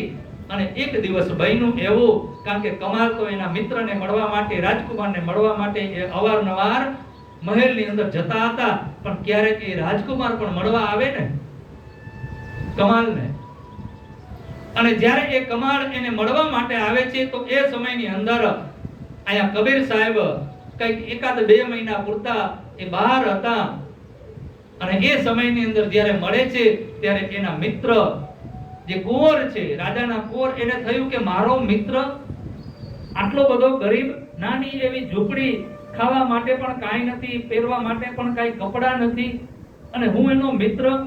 તો એના મિત્રએ એ કુંવરે શું કર્યું કે ત્યાંથી બીજા રાજ્યમાંથી જે કર ઉઘરાવી અને એના માણસો, એના સૈનિકો આવતા હતા ને, તો એને કીધું કે હવે આ જે ગાડા ભરીને તમે આવો છો ને ધન લઈને, એને તમે ક્યાં રાખી દો? આ કમાલના ઘરમાં રાખી દો. રાજમહેલમાં હવે લઈ જવાના આ કમાલને આપી દો, મારા મિત્રને આપી દો. તે એટલો દરિદ્ર છે, એ દુખી છે, તો એ મારા જેવો પણ એ સુખી, મારો મિત્ર દુખી રહેવો જોઈએ નહીં. અને કમાલને તો જલસા પડી ગયા, આનંદ આવી ગયો કે મારો મિત્ર અને મને આટલી બધી મદદ કરી. કુંવર તો જતા રહ્યા, અને અહીંયા તો કમાલ સાહેબ તો એ રાજપાટ ભોગવવા લાગ્યા, સારા વસ્ત્રો, મકાન પણ મોટું બનાવી લીધું તાત્કાલિક, અને એટલી બધું સરસ બંગલો બનાવ્યો. કબીર સાહેબ આવે છે અને જોવે છે કે મારું ઘર ક્યાં? બોલો કૃષ્ણ કનૈયાલાલ, જે મારી ઝૂંપડી હતી એ ક્યાં ગઈ? ત્યારે કમાલ બહાર આવે છે કે પિતાજી આ આપણું જ ઘર છે, કોઈ બીજાનું ઘર નથી. અને કબીર સાહેબ તો આ શું વિચાર કરવા લાગ્યા કે આ 2 મહિનાની અંદર આટલું બધું આ ક્યાંથી આવ્યું, શું થયું? અને કબીર સાહેબ પૂરા ભક્ત કે એ માયા કેટલી કમાતા, એ વણકર હતા, અને એ વણકર હતા તો પોતાનું ગુજરાન ચાલે ને, પોતાનો પરિવાર ચાલે ને, એટલું જ કમાતા, બાકી એ ભક્તિમાં રહેતા. ત્યારે એને કીધું કે આ ઘરની અંદર કા માયા રહેશે ને કા કબીર રહેશે. જો કબીર રહેશે તો માયા નહીં રહે, અને માયા રહેશે તો કબીર નહીં રહે. તારે બેમાંથી એકને દૂર કરવો પડશે. કબીર સાહેબ ઘરની અંદર આવતા નથી. કેટલા દિવસો વયા ગયા, 10-15 દિવસ થયા. પછી કમાલને થયું કે આ પિતાજી તો એકના બે થવાના નથી, એ તો પૂરા ભક્તિમાં ડૂબેલા છે, તો હવે મારે જ આ માયાને દૂર કરવી જોશે. તો એની અંદર એટલો રોષ ભરાઈ ગયો કે જેમ આપણે પાણી ઉલે છીએ ને એમ ખોબે ને ધોબે એ ઘરમાંથી કાઢી અને એ આભૂષણો, ઝવેરાતો, જે અસરાપીઓ શું કહેવાય એને, અસરફી આ જે હોય તે, એ બધું એ કાઢવા લાગ્યા, ખોબે ને ધોબે એ શેરીમાં ઉડાવવા લાગ્યા. અને એ ઉડાવવા લાગ્યા, અને એ જે ગામ હતું એ પણ ચારણનું ગામ હતું. અને એ બધા જોઈ રહ્યા કે કબીર સાહેબના ઘરની અંદર આટલું બધું ધન જે કબીર સાહેબે છુપાવ્યું અને એ સંગ્રહીને રાખ્યું, કારણ કે એ લોકોને સાચી હકીકતની ખબર નથી. એ લોકો વિચાર કરવા લાગ્યા તો મહાદાની કોણ છે, કબીર કે એના પુત્ર, જે આજે ખોબે ને ધોબે ગામમાં વેચી રહ્યા છે બધાને કે જોઈએ એટલું બધા લઈ જાઓ, જેટલું જોઈએ એટલું. તો મોટા દાનવીર કોણ? કમાલ. તો એ ચારણ લોકોએ અહીંયા એક ચોપાઈની રચના કરી, કારણ કે એનું કામ જ એવું. એ લોકો ગમે ત્યારે આવી રીતે કવિતા બનાવી નાખે અને કહી રહ્યા છે કે કોડી તે હીરા ભયા. કોડી કોને કીધા? કબીર સાહેબ.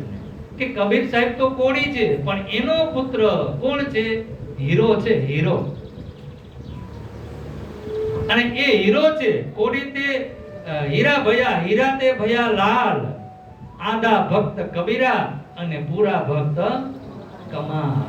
શ્રીજી મહારાજ જોશમાં અહીંયા ચિંતામણીભાઈને એની જ વાણી, એના જ કબીર સાહેબની વાણી અહીંયા એક એક ચોપાઈને ખોલીને બતાવે છે. પછી કબીર સાહેબનું એક કિરંતન, એ કિરંતન ઉપર અહીંયા શ્રીજી મહારાજ ચર્ચા કરી રહ્યા છે કે એક પલતે ગંગ જો નિકસી હો ગઈ 14 પાની, ઉહી પાની पे 2 पर्वत ढपे दरिया लहर समानी, उड़ मक्खी तरवर पर चढ़ बैठी बोलत अमृत बानी, उही मक्खी के मक्खा नाही बिन पानी गर्भानी तीन गर्भे गुण तीनों जाए, वह तो पुरुष अकेला कहे कबीर, या पद को बूझे सो सतगुरु में चेला। बोलो कृष्ण कन्हैया लाल की। कबीर साहब ने एक साखी छे कि एक पलक ते गंग जो निकसी हो गई 14 पान। एक पलक, कई पलक? હવે આપણે પહેલા દિવસની ચર્ચાને યાદ કરવી પડશે, એટલે જ મેં આ બધું થોડું બાકી રાખ્યું છે। જ્યારે જ્યારે આ પ્રસંગ આવે ને, થોડીક વાત કરી હોય ને પછી પાછી જ્યારે પ્રસંગ આવે ને જોઈન્ટ કરીએ ને તો આપણને પાકું થઈ જાય। એક પલક તે ગંગ જો નિકસી।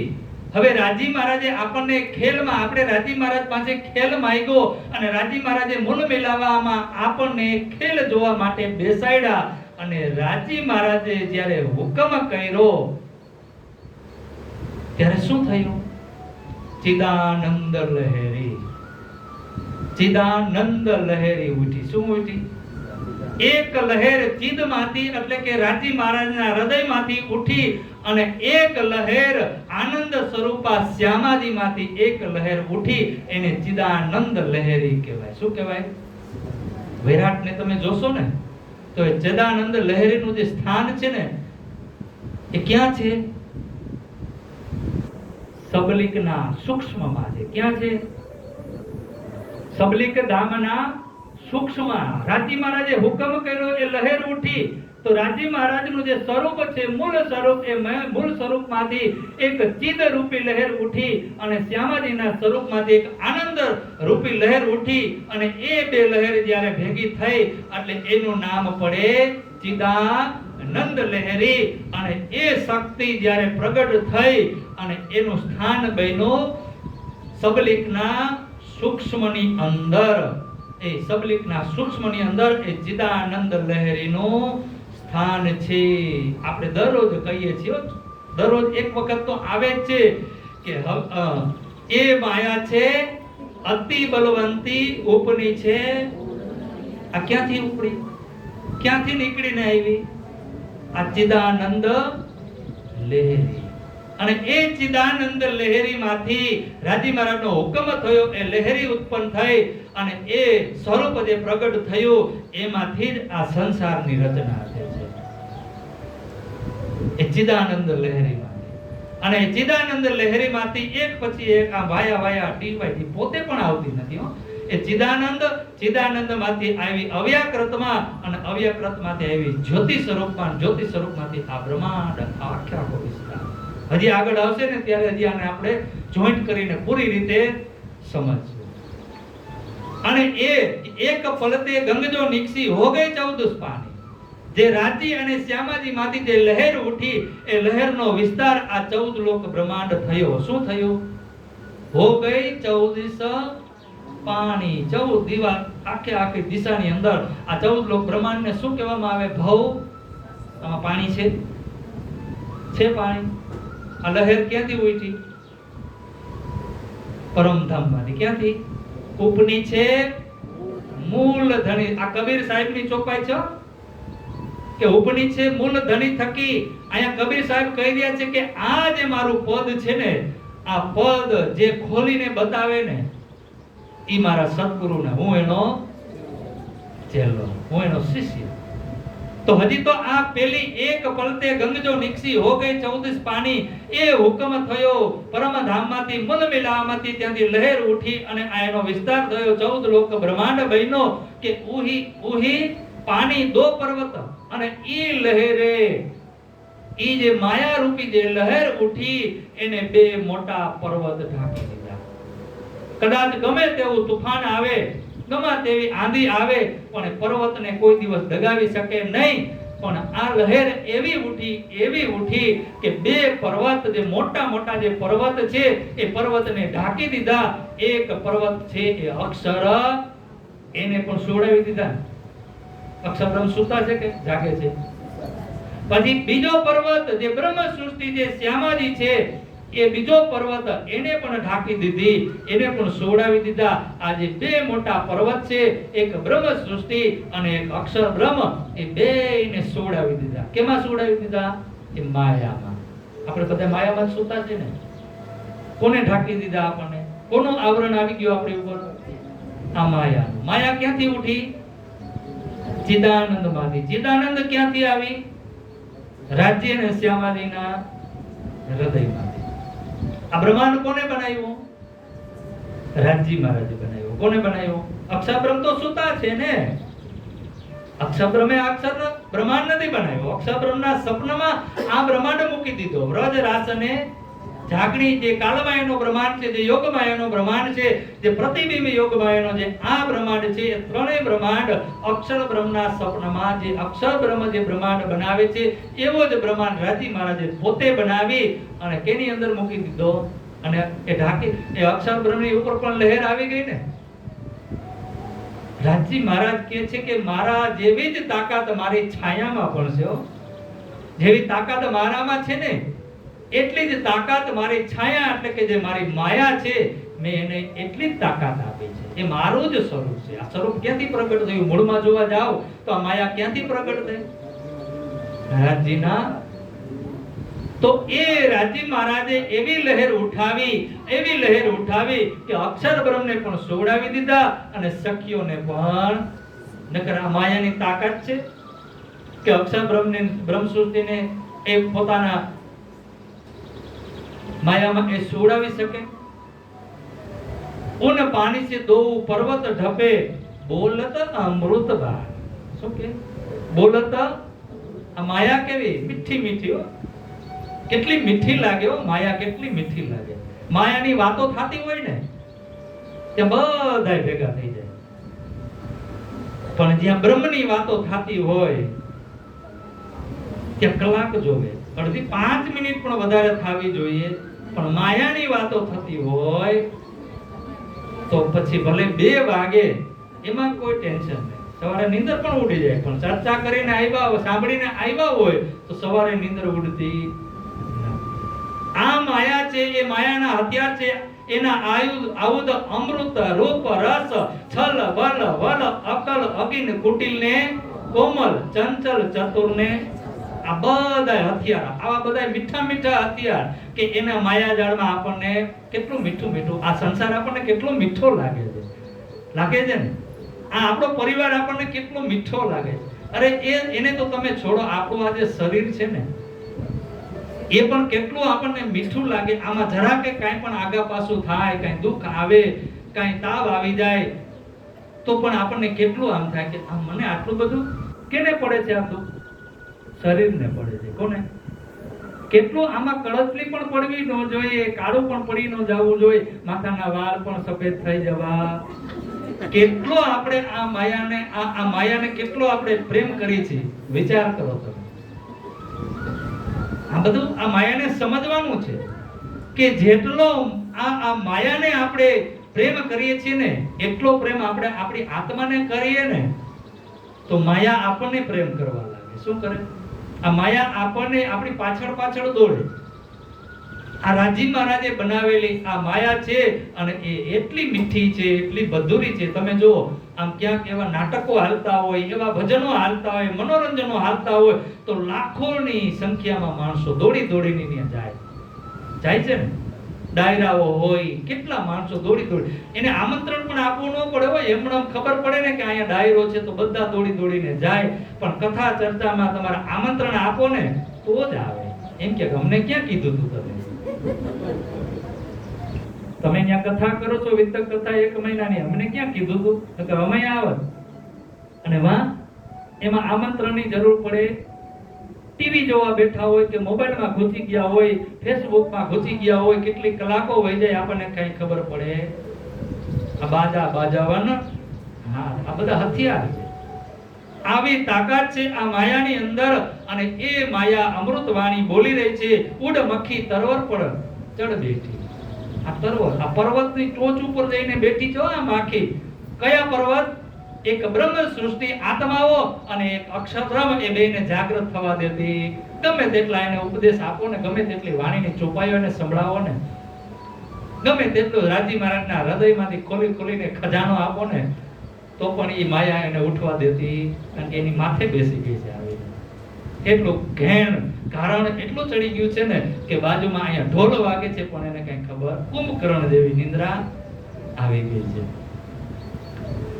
બિન પાની ગર્ભાણી. હવે એ માખી છે, એ માખી રૂપી જે માયા, માખી એટલે માયા. આ માયા છે ને એને કોઈ પુરુષ નથી, એના લગ્ન નથી થયા, છતાં પણ એને આ દુનિયાની ઉત્પત્તિ કરી. બિન પાની ગર્ભાણી તીન ગર્ભે ગુણ તીનો જાય. હવે એ માયાથી ઉત્પન્ન થયેલી જે ચિદાનંદ લહેરીમાંથી જે લહેર નીકળી અને લહેર જ્યોતિમાં આવી અને જ્યોતિમાંથી જ્યારે લહેર જે ઈંડામાં આવીને ત્યારે ઈંડામાંથી પુરુષ પ્રગટ થયા. કોણ થયો? આદિ. આ કોને કરી? આ માખી, આ માયા રૂપી માખીએ એમાંથી એ પ્રકાશ ગયો, એ તત્વ ગયું અને એ ઈંડામાંથી એ પુરુષ પ્રગટ થયો. એ પુરુષનું નામ પડ્યું આદિ નારાયણ. અને એ આદિ નારાયણના નાભી કમળમાંથી બ્રહ્મા વિષ્ણુ અને જે આપણે વાત સાંભળી ગયા કે કમળની દાંડી પકડી અને એ ખોદ કરવા માટે ગયા પણ એ કાંઈ એને પ્રાપ્ત થયું. એ બ્રહ્મા વિષ્ણુ મહેશ જે ત્રિગુણ છે, બ્રહ્મા વિષ્ણુ મહેશ એ ઉત્પન્ન કોને કર્યા? આ માયાએ.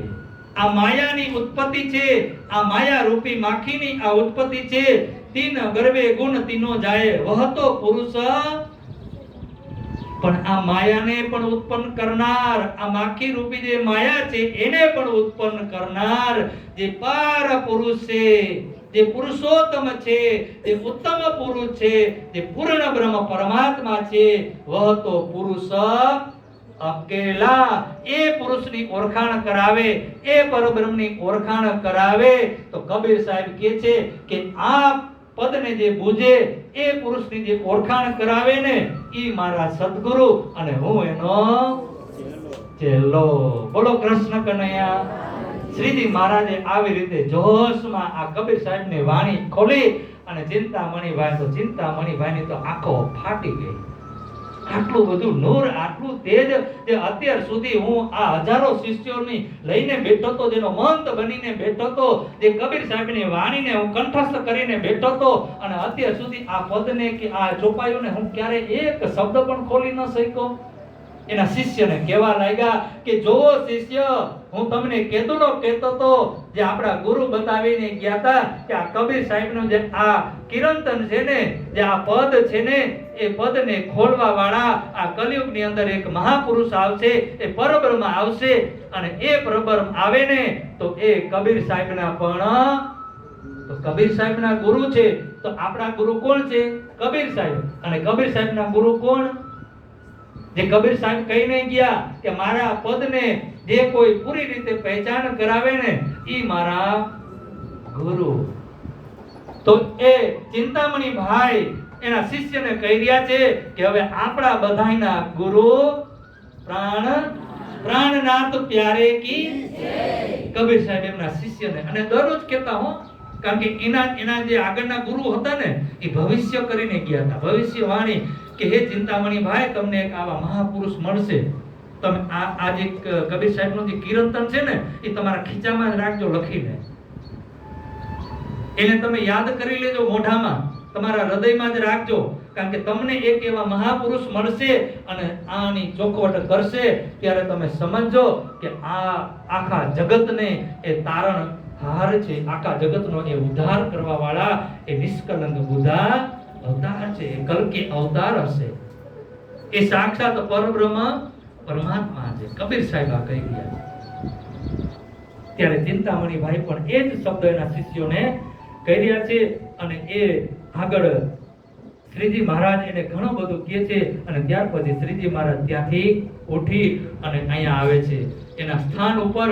અને જ્યારે આટલી ચર્ચા સાંભળી હોય ને જે અંકુરી આત્મા હોય પરમધામની, એને રાત્રે નીંદર આવે. આ ચર્ચા રાત્રિના સમયમાં થઈ, સંધ્યાના સમયે 4 વાગે ગયા હતા, બપોર પછી 4 વાગે, પણ ચર્ચા થતા થતા રાત્રિના 10-11 વાગી ગયા. પછી શ્રીજી મહારાજ આટલી ચર્ચા કરીને પોતાના સ્થાન ઉપર આવ્યા, પણ કબીર સાહેબની નીંદર આવતી. આટલું બેહદનું જ્ઞાન, બેહદથી પણ પરે અક્ષરાતીતનું જ્ઞાન જ્યારે એ ચિંતામણીભાઈ સાંભળે છે અને એ ચિંતામણી ભાઈને આજે નીંદર નથી આવતી અને વિચાર જ આવે છે.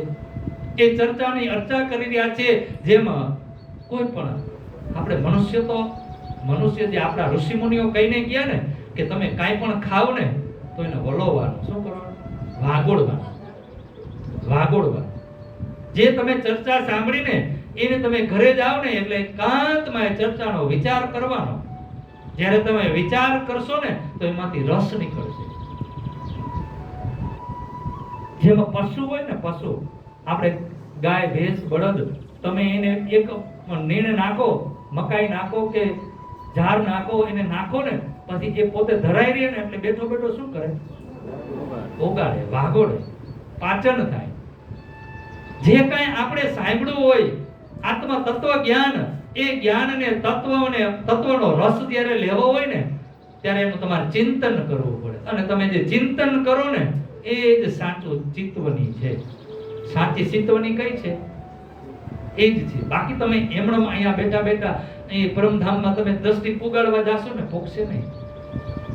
પન્નામાં પહોંચાડવા જાશો ને તો પણ નહીં પહોંચે. પણ એ પન્નાની લીલાનું ચિંતન કરો, એ પરમધામની લીલાનું તમે ચિંતન કરો, એને વાગોળો.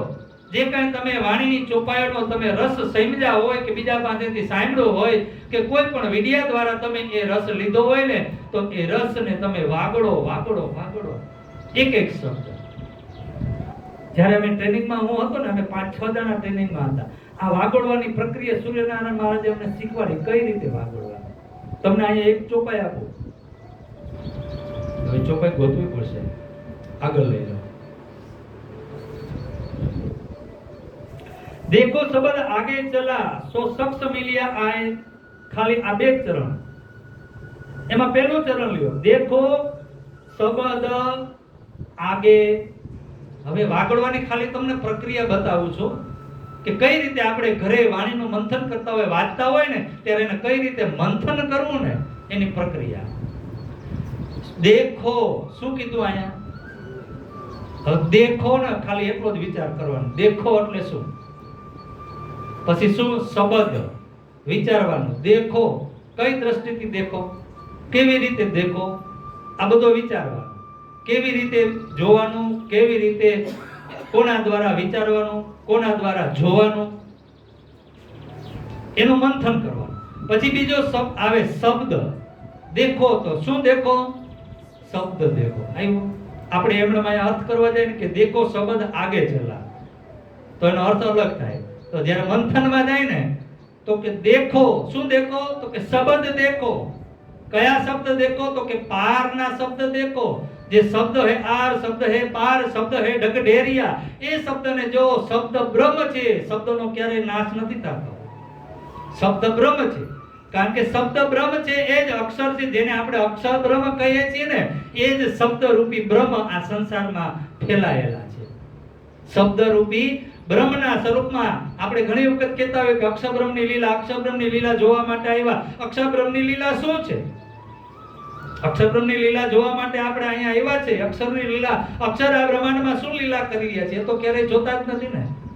તો એક તો અક્ષર બ્રહ્મ શબ્દના સ્વરૂપમાં, વાણીના રૂપમાં આ સંસારની અંદર એ ફેલાયેલા છે, અને બીજું એ આત્માના રૂપમાં ફેલાય. અક્ષર એક જ છે, અને એ બધા જ સ્વરૂપો જ્યારે સંકેલાય છે ત્યારે એક જ અક્ષર જ રહેશે. શબ્દ બધાય ક્યાં જઈને સમાઈ જશે? અક્ષર. તો દેખો તો શું દેખો? તો કે શબ્દ જુઓ. એ શબ્દને જુઓ. આગે, ક્યાં આગે લઈ જાય છે? આગે ચલા. ક્યાં આગે? તો કે એ શબ્દ જે છે ને, શબ્દનું મૂળ જે ઘર છે ને અક્ષર, એ અક્ષરથી પણ આગળ આપણને એ શબ્દ આ મંથન કરવાની પ્રક્રિયા છે. બસ આટલું જ. આપણે પછી વધારે તમારી રીતે તમે સમજી લેજો. આપણે હજી મંગલપુરી ધામ સુધી તો પહોંચવાનું છે ગમે તેમ કરીને. મંગલપુરીનો પ્રસંગ લેવાનો છે, ત્યાર પછી જ આપણે પૂર્ણાહુતિ કરી. અને જ્યારે આપણે અહીં વિતક શરૂ કર્યું ને ત્યારથી જ નક્કી કરેલું હતું. અમે આ 2-4 જણા, છગનભાઈ છે, મહેશભાઈ, શામજીભાઈ, ભાવેશભાઈ, કે આપણે વિતક ચાલુ જ રાખવું છે. અત્યારે જ્યાં સુધી લેવાય ત્યાં સુધી બધું વ્યવસ્થિત લ્યો. એક પણ શબ્દ છૂટવો ન, જ્યાં છોડવાનો હશે ત્યાં છોડી દેશું. પણ આપણે એમ પણ મંગલપુરી પહોંચવા માટે જ આપણે છોડવાનું છે, બાકી એ પણ છોડવાના નથી. અને પછી પૂર્ણાહુતિ કરી અને છેલ્લે દિવસે ટૂંકમાં આપણે પનાધામ વયા જાશું, ત્યાંની થોડીક લીલા લઈ અને પૂર્ણાહુતિ કરી અને પછી સાતમ આઠમ પછી અઠવાડિયે એક વખત પાછી જ્યાં આપણે વિતકમાં ઉભા રહ્યા હતા ને ત્યાંથી ફરીથી આપણે વિતક ત્યાંથી અઠવાડિયે એક વખત આપણે નક્કી કરીશું. એટલા માટે જ આપણે આ વિસ્તારથી લઈ રહ્યા છે. નકર અત્યારે તો આપણે અમદાવાદ લગભગ દિલ્હી પહોંચી ગયા હોત. દિલ્હી સુધીનો પ્રસંગ આપણે અડધા ઉપર જવું પડે ત્યારે આપણે 17 તારીખે પૂર્ણાહુતિ કરી શકીએ. તો અહીંયા આજે આ વાગોળવાની પ્રતિક્રિયા છે કે આપણે જે કઈ ચર્ચા સાંભળીને આવ્યા હોય ને, અત્યારે મેં તમને ચોપાઈનું મંથન બતાવ્યું, પણ જ્યારે ચર્ચા સાંભળીને આપણે ઘરે ગયા ત્યારે આપણું મન જ્યારે સાંભળીને ગયા હોય ને ત્યારે મન સ્થિર થઈ જાય, આપણું ચિત્ત સ્થિર થઈ જાય, બુદ્ધિ પણ સ્થિર થઈ જાય.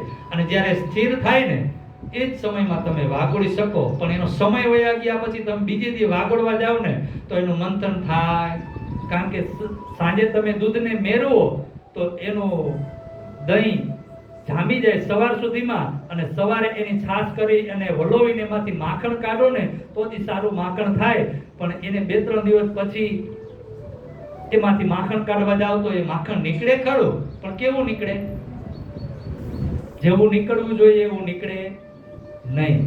તો જ્યારે પણ ચર્ચા સાંભળી હોય ને તો એ જ તરત જ પાછળ કલાક 2 કલાકમાં ત્યાં સુધી આપણું આ બધા ઇન્દ્રિયો સ્થિર હોય અને એ ચિંતનમાં બેસો ને તો અહીંયા જે કંઈ સાંભળ્યું ને એનાથી તમને 1000 ગણો તમારી અંદરથી ઓટોમેટિક રસ નીકળશે. આ છે બ્રહ્મ, કારણ કે શબ્દરૂપી બ્રહ્મ છે અને શબ્દરૂપી બ્રહ્મ બધાની અંદર હોય. ફક્ત ફરક એટલો છે કે એને પ્રગટ કરવાનો એ ફરક છે. જ્યારે આપણે એનું મંથન કરીને પ્રગટ કરશું તો શબ્દ પોતે જ એ રસ આપણને આપશે. બાકી આપશે મંથન નહીં કરું ત્યાં સુધી એ આપશે નહીં. એ ચિંતન છે અને એ જ આજ સાચી ચિત્તવની છે. બાકી ચિત્તવનીમાં તમે ડાયરેક્ટ બેસશો ને તો સ્થિર રહી શકો, 5 મિનિટ પણ નહીં બેસી શકો. તો અહીંયા શ્રીજી મહારાજ અહીંયા કબીર સાહેબની જે ચર્ચા સંભળાવી અને ચિંતામણીની પાસેથી એ પોતાના સ્થાને આવી જાય છે. કબીર સાહેબને આયા નિંદર આવતી નથી. આટલો રસ લીધો, બ્રહ્મ રસ, તો નિંદર આવે ખરી? ના આવે. કલાક અડધી કલાક આમથી આમ પથારીમાં ગોથા માર્યા પણ નિંદર આવતી નથી. એના ચિત્તની અંદર, એના બુદ્ધિની અંદર આ ભ્રમી રહ્યું છે, એની અંદર આ ચિંતન થઈ રહ્યું છે કે એ પરબ્રહ્મ પરમાત્મા જે મને બતાવીને ગયા એ મહાપુરુષ શ્રીજી મહારાજ હવે એના વગર એ રહી શકતા. તું હી તું. અડધી કલાક થઈ, 1.5 કલાક થઈ, રાત્રિના 12 વાગ્યા, એનાથી રહેવાનું નહીં. અને એ ચિંતામણી ભાઈ રાત્રિમાં જ નીકળી જાય છે. કારણ કે અહીંયાથી ગયા ત્યારે એડ્રેસ પૂછતા ભૂલી ગયા કે કોની ઘરે તમે ઉતરા છો. હવે એ ઠઠાનગરની અંદર એ ગોતી રહ્યા છે શ્રીજી મહારાજને રાત્રિના સમયમાં. અને રાત્રે કોણ જાગતું હોય? કોને પૂછે? સવાર થયું, चिंतामणि ढूंढत फिरे कहाँ है उन साध का ठोर, आया पूछत कथा में मोहे ढूंढत भई भोर. રાત્રિના 12 વાગ્યાથી એ શ્રીજી મહારાજને ગોતી રહ્યા છે કે કોની ઘરે છે, કોની ઘરે છે, કોની ઘરે છે. સવાર પડ્યું, અંજવાળું થવા આવ્યું, સવાર થઈ ગયું. તબ મિશ્રે બતાયા. હવે કોકે કીધું હોય ને કે જે મિશ્રાભાઈ છે ને એની ઘરે આવતા. મિશ્રાભાઈની ઘરે ગયા તો મિશ્રાભાઈએ કીધું કે તમારે મને પેલા કેવું જોઈએ ને.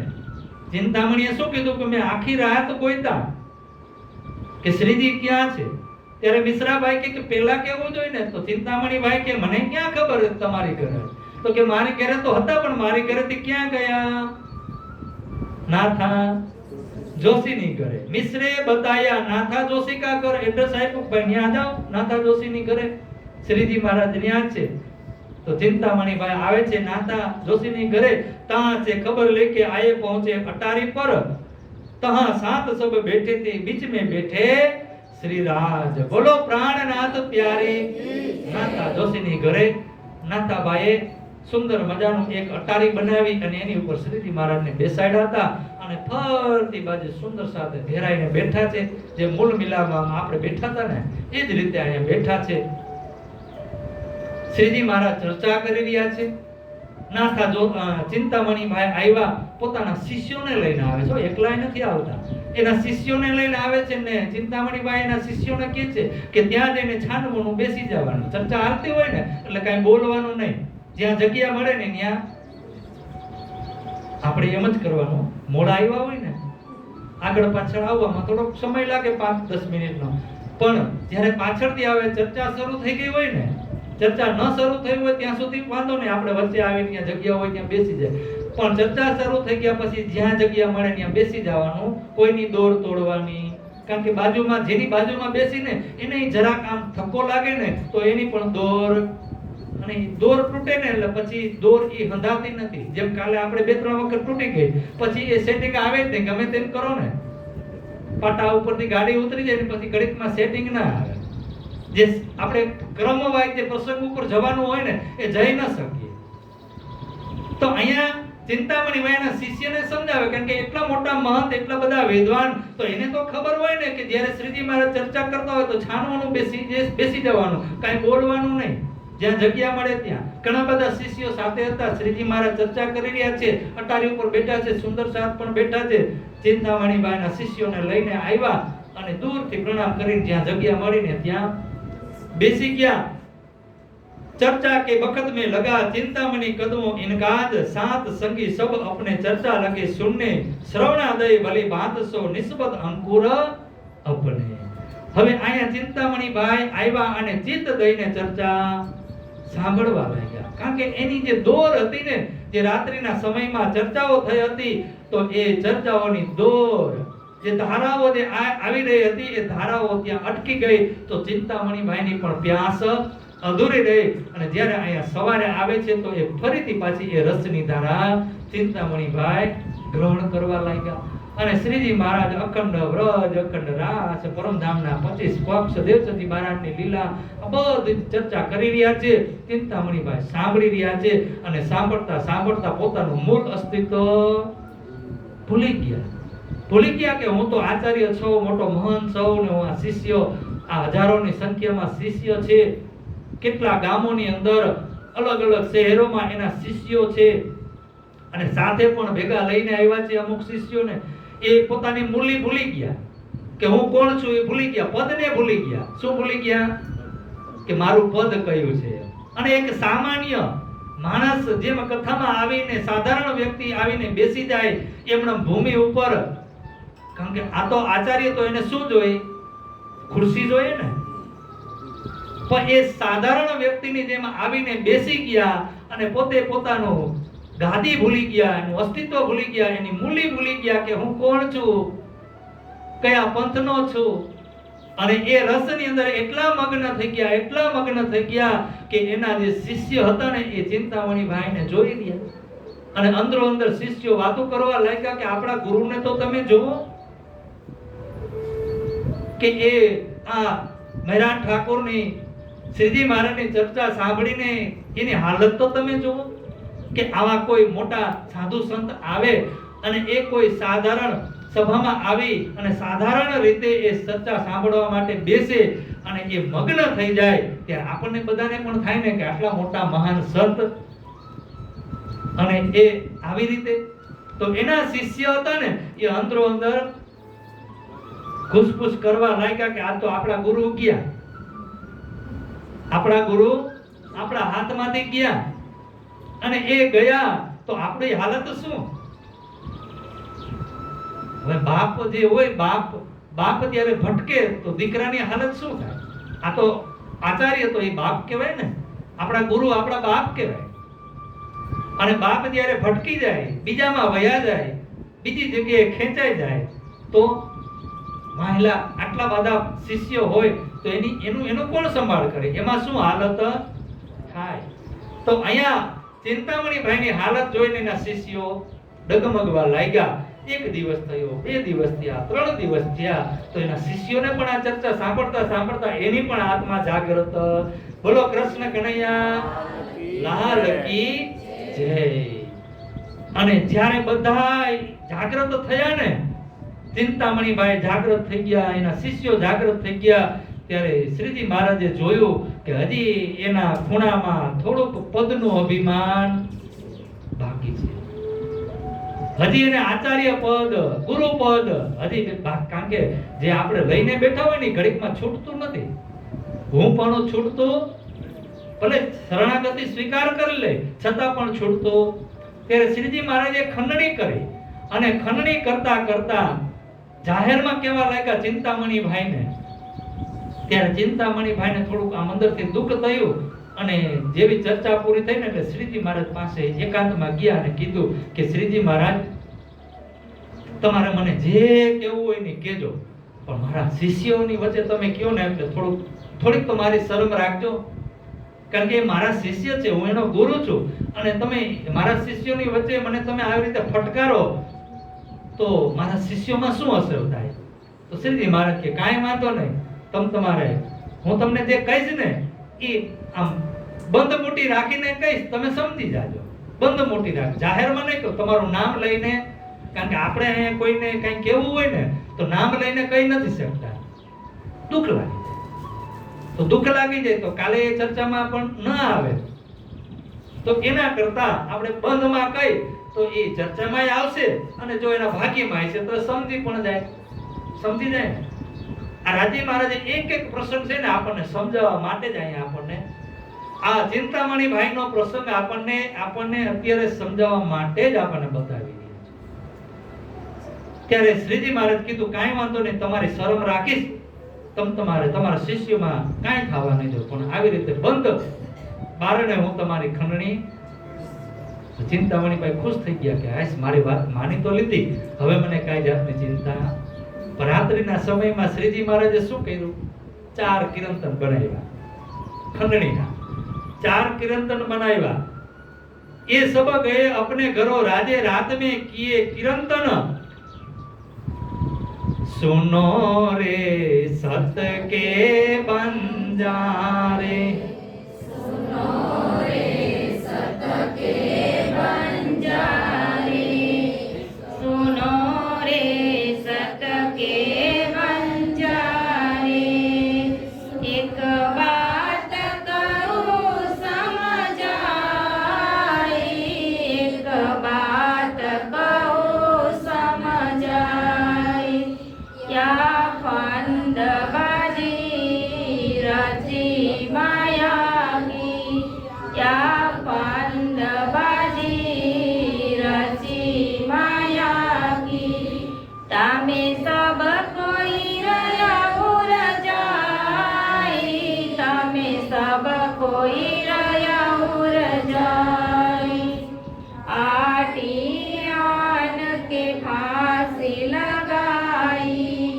आटियान के फांसी लगाई, वे भी उलटिए नहीं उलटाई, नहीं उलटाई, बंद पर बंद दिए विध विध के, बंद पर बंद दिए विध विध के, सो खोली की नहु न जाई, सो खोली की नहु न जाई, 14 भवन लग एहि अंधेरी, 14 भवन लग एहि अंधेरी, झूठे को खेल झूठाई, झूठे को खेल झूठाई,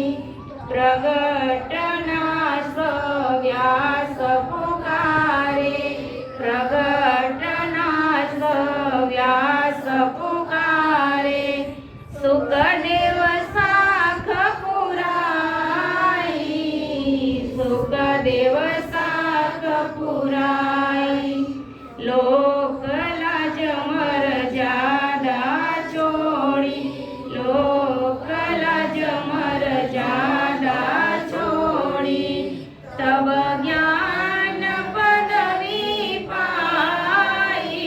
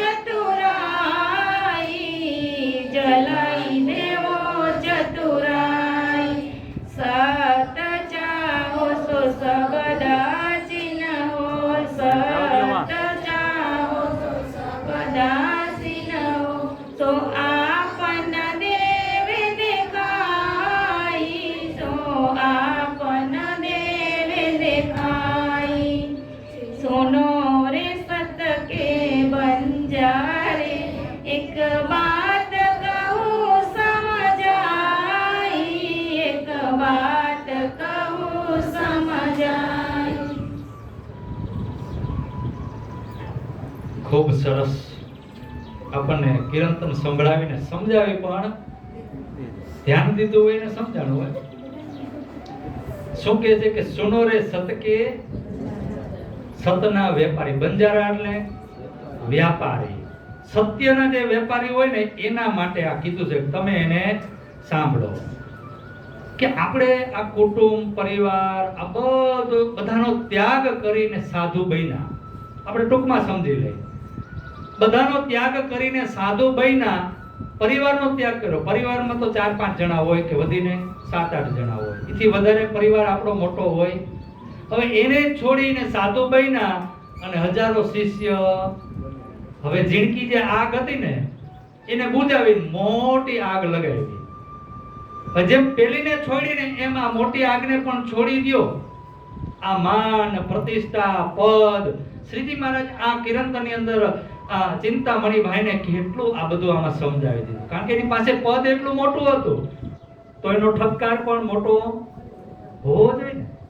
એટલો જ મોટો ઠપકાર કે તમે હે ચિંતામણી ભાઈ, જે તમે બધું છોડીને આ સાધુ બન્યા છો ને, આચાર્ય બન્યા છો ને, જે નાની આગને આ માયા રૂપી જે આગ છે એને તમે છોડીને મોટી આગ લગાવી. મોટી માયામાં, મોટા ફંદામાં, મોટા પરિવારમાં તમે ફસાઈ ગયા.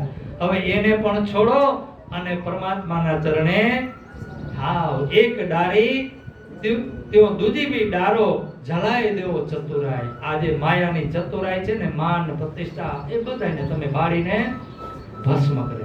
ત્યારે ચિંતામણી ભાઈના એની આત્મા એકદમ જાગૃત થઈ ગઈ અને શ્રીજી મહારાજને કહી રહ્યા છે કે હે શ્રીજી મહારાજ, અબ મારો કાલે કુતિકો લાઠી સિર પર. હે શ્રીજી મહારાજ, તમારા આ શબ્દ રૂપી લાઠીથી મારા અહંકાર રૂપી જે માથું છે ને, એ મારા સિર ઉપર જે મારો અહંકાર છે, એ અહંકારને તમારા શબ્દ રૂપી લાઠીથી મારી અને અહંકારને દૂર કરો. આ માન પ્રતિષ્ઠાને ચરણે થઈ ગયા. ચરણોમાં સાષ્ટાંગ દંડવત પ્રણામ કરવા લાગ્યા અને કહી રહ્યા છે કે આજથી હું આ બધું જ છોડું છું. માન પ્રતિષ્ઠા પદ. હવે હું આચાર્ય નથી, હવે હું ગુરુ નથી, હું હવે તમારો શિષ્ય છું. બોલો ચિંતામણી ભાઈની જય. હવે હું તમારો આજથી શિષ્ય છું. મારી આત્માને તમે જાગૃત કરો, મને તારતમ આપો. અને એના જે શિષ્ય હતા ને એ પણ શ્રીજીના શિષ્ય બની ગયા. તારતમ દીક્ષા બધાએ લીધી. ત્યારે શ્રીજી મહારાજે 4 પ્રકારના પરહેજ કરાવ્યા, નિયમ કરાવ્યા. કારણ કે એ સમયમાં ન્યાકડે એ બધું ચાલતું હતું. કારણ કે એ બધો કાંઠો, એ દરિયાકાંઠો હતો જ એવો બધો. માંસ મટન આ બધું ત્યાં ચાલતું હતું.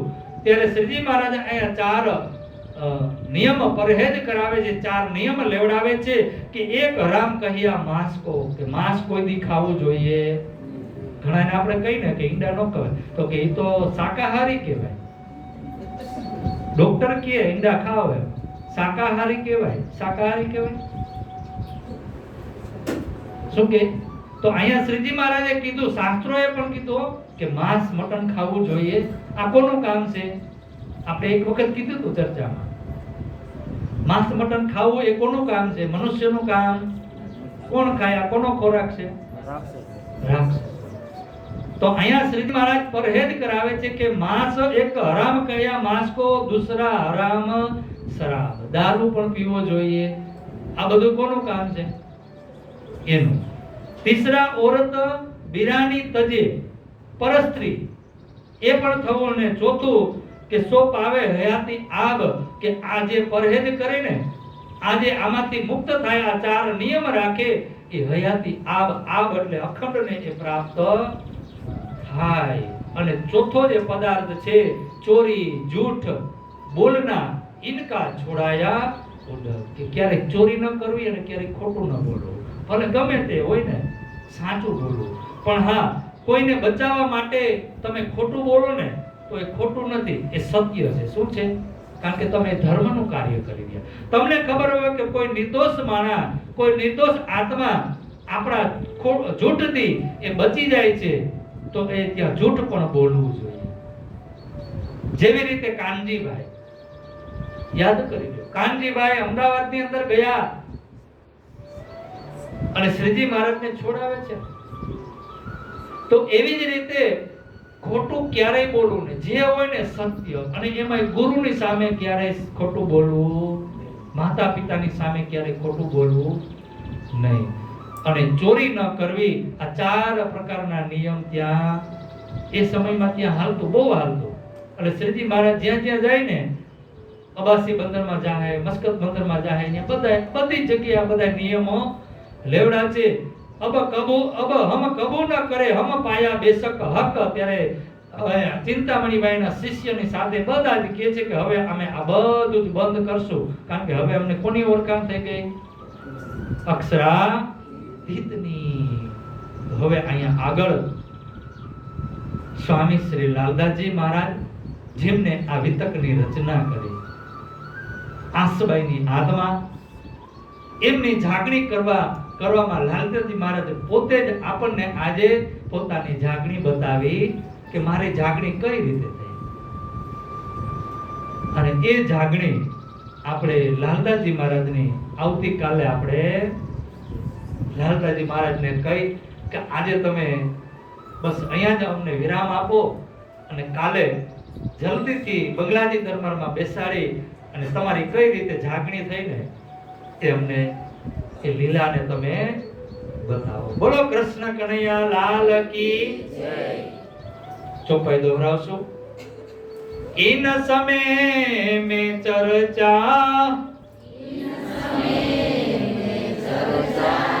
बड़ी जो होवे तीत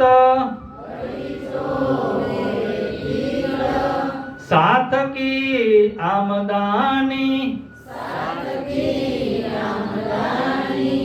हुई बहुत इन बखात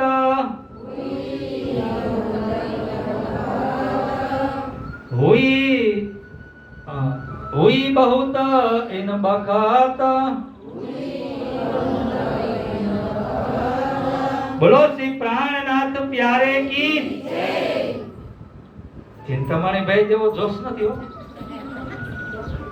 बोलो श्री प्राणनाथ प्यारे की कृष्ण कन्हैया लाल की सतगुरु महाराज की जियावर धाम के धनी की बाजूराज महारानी की स्वामी श्री लालदास जी महाराज की महाराजा छत्रसाल की तीनोपुरी धाम की बोल बोल पंजे वाले की समस्त सुंदर साथ की प्रणाम.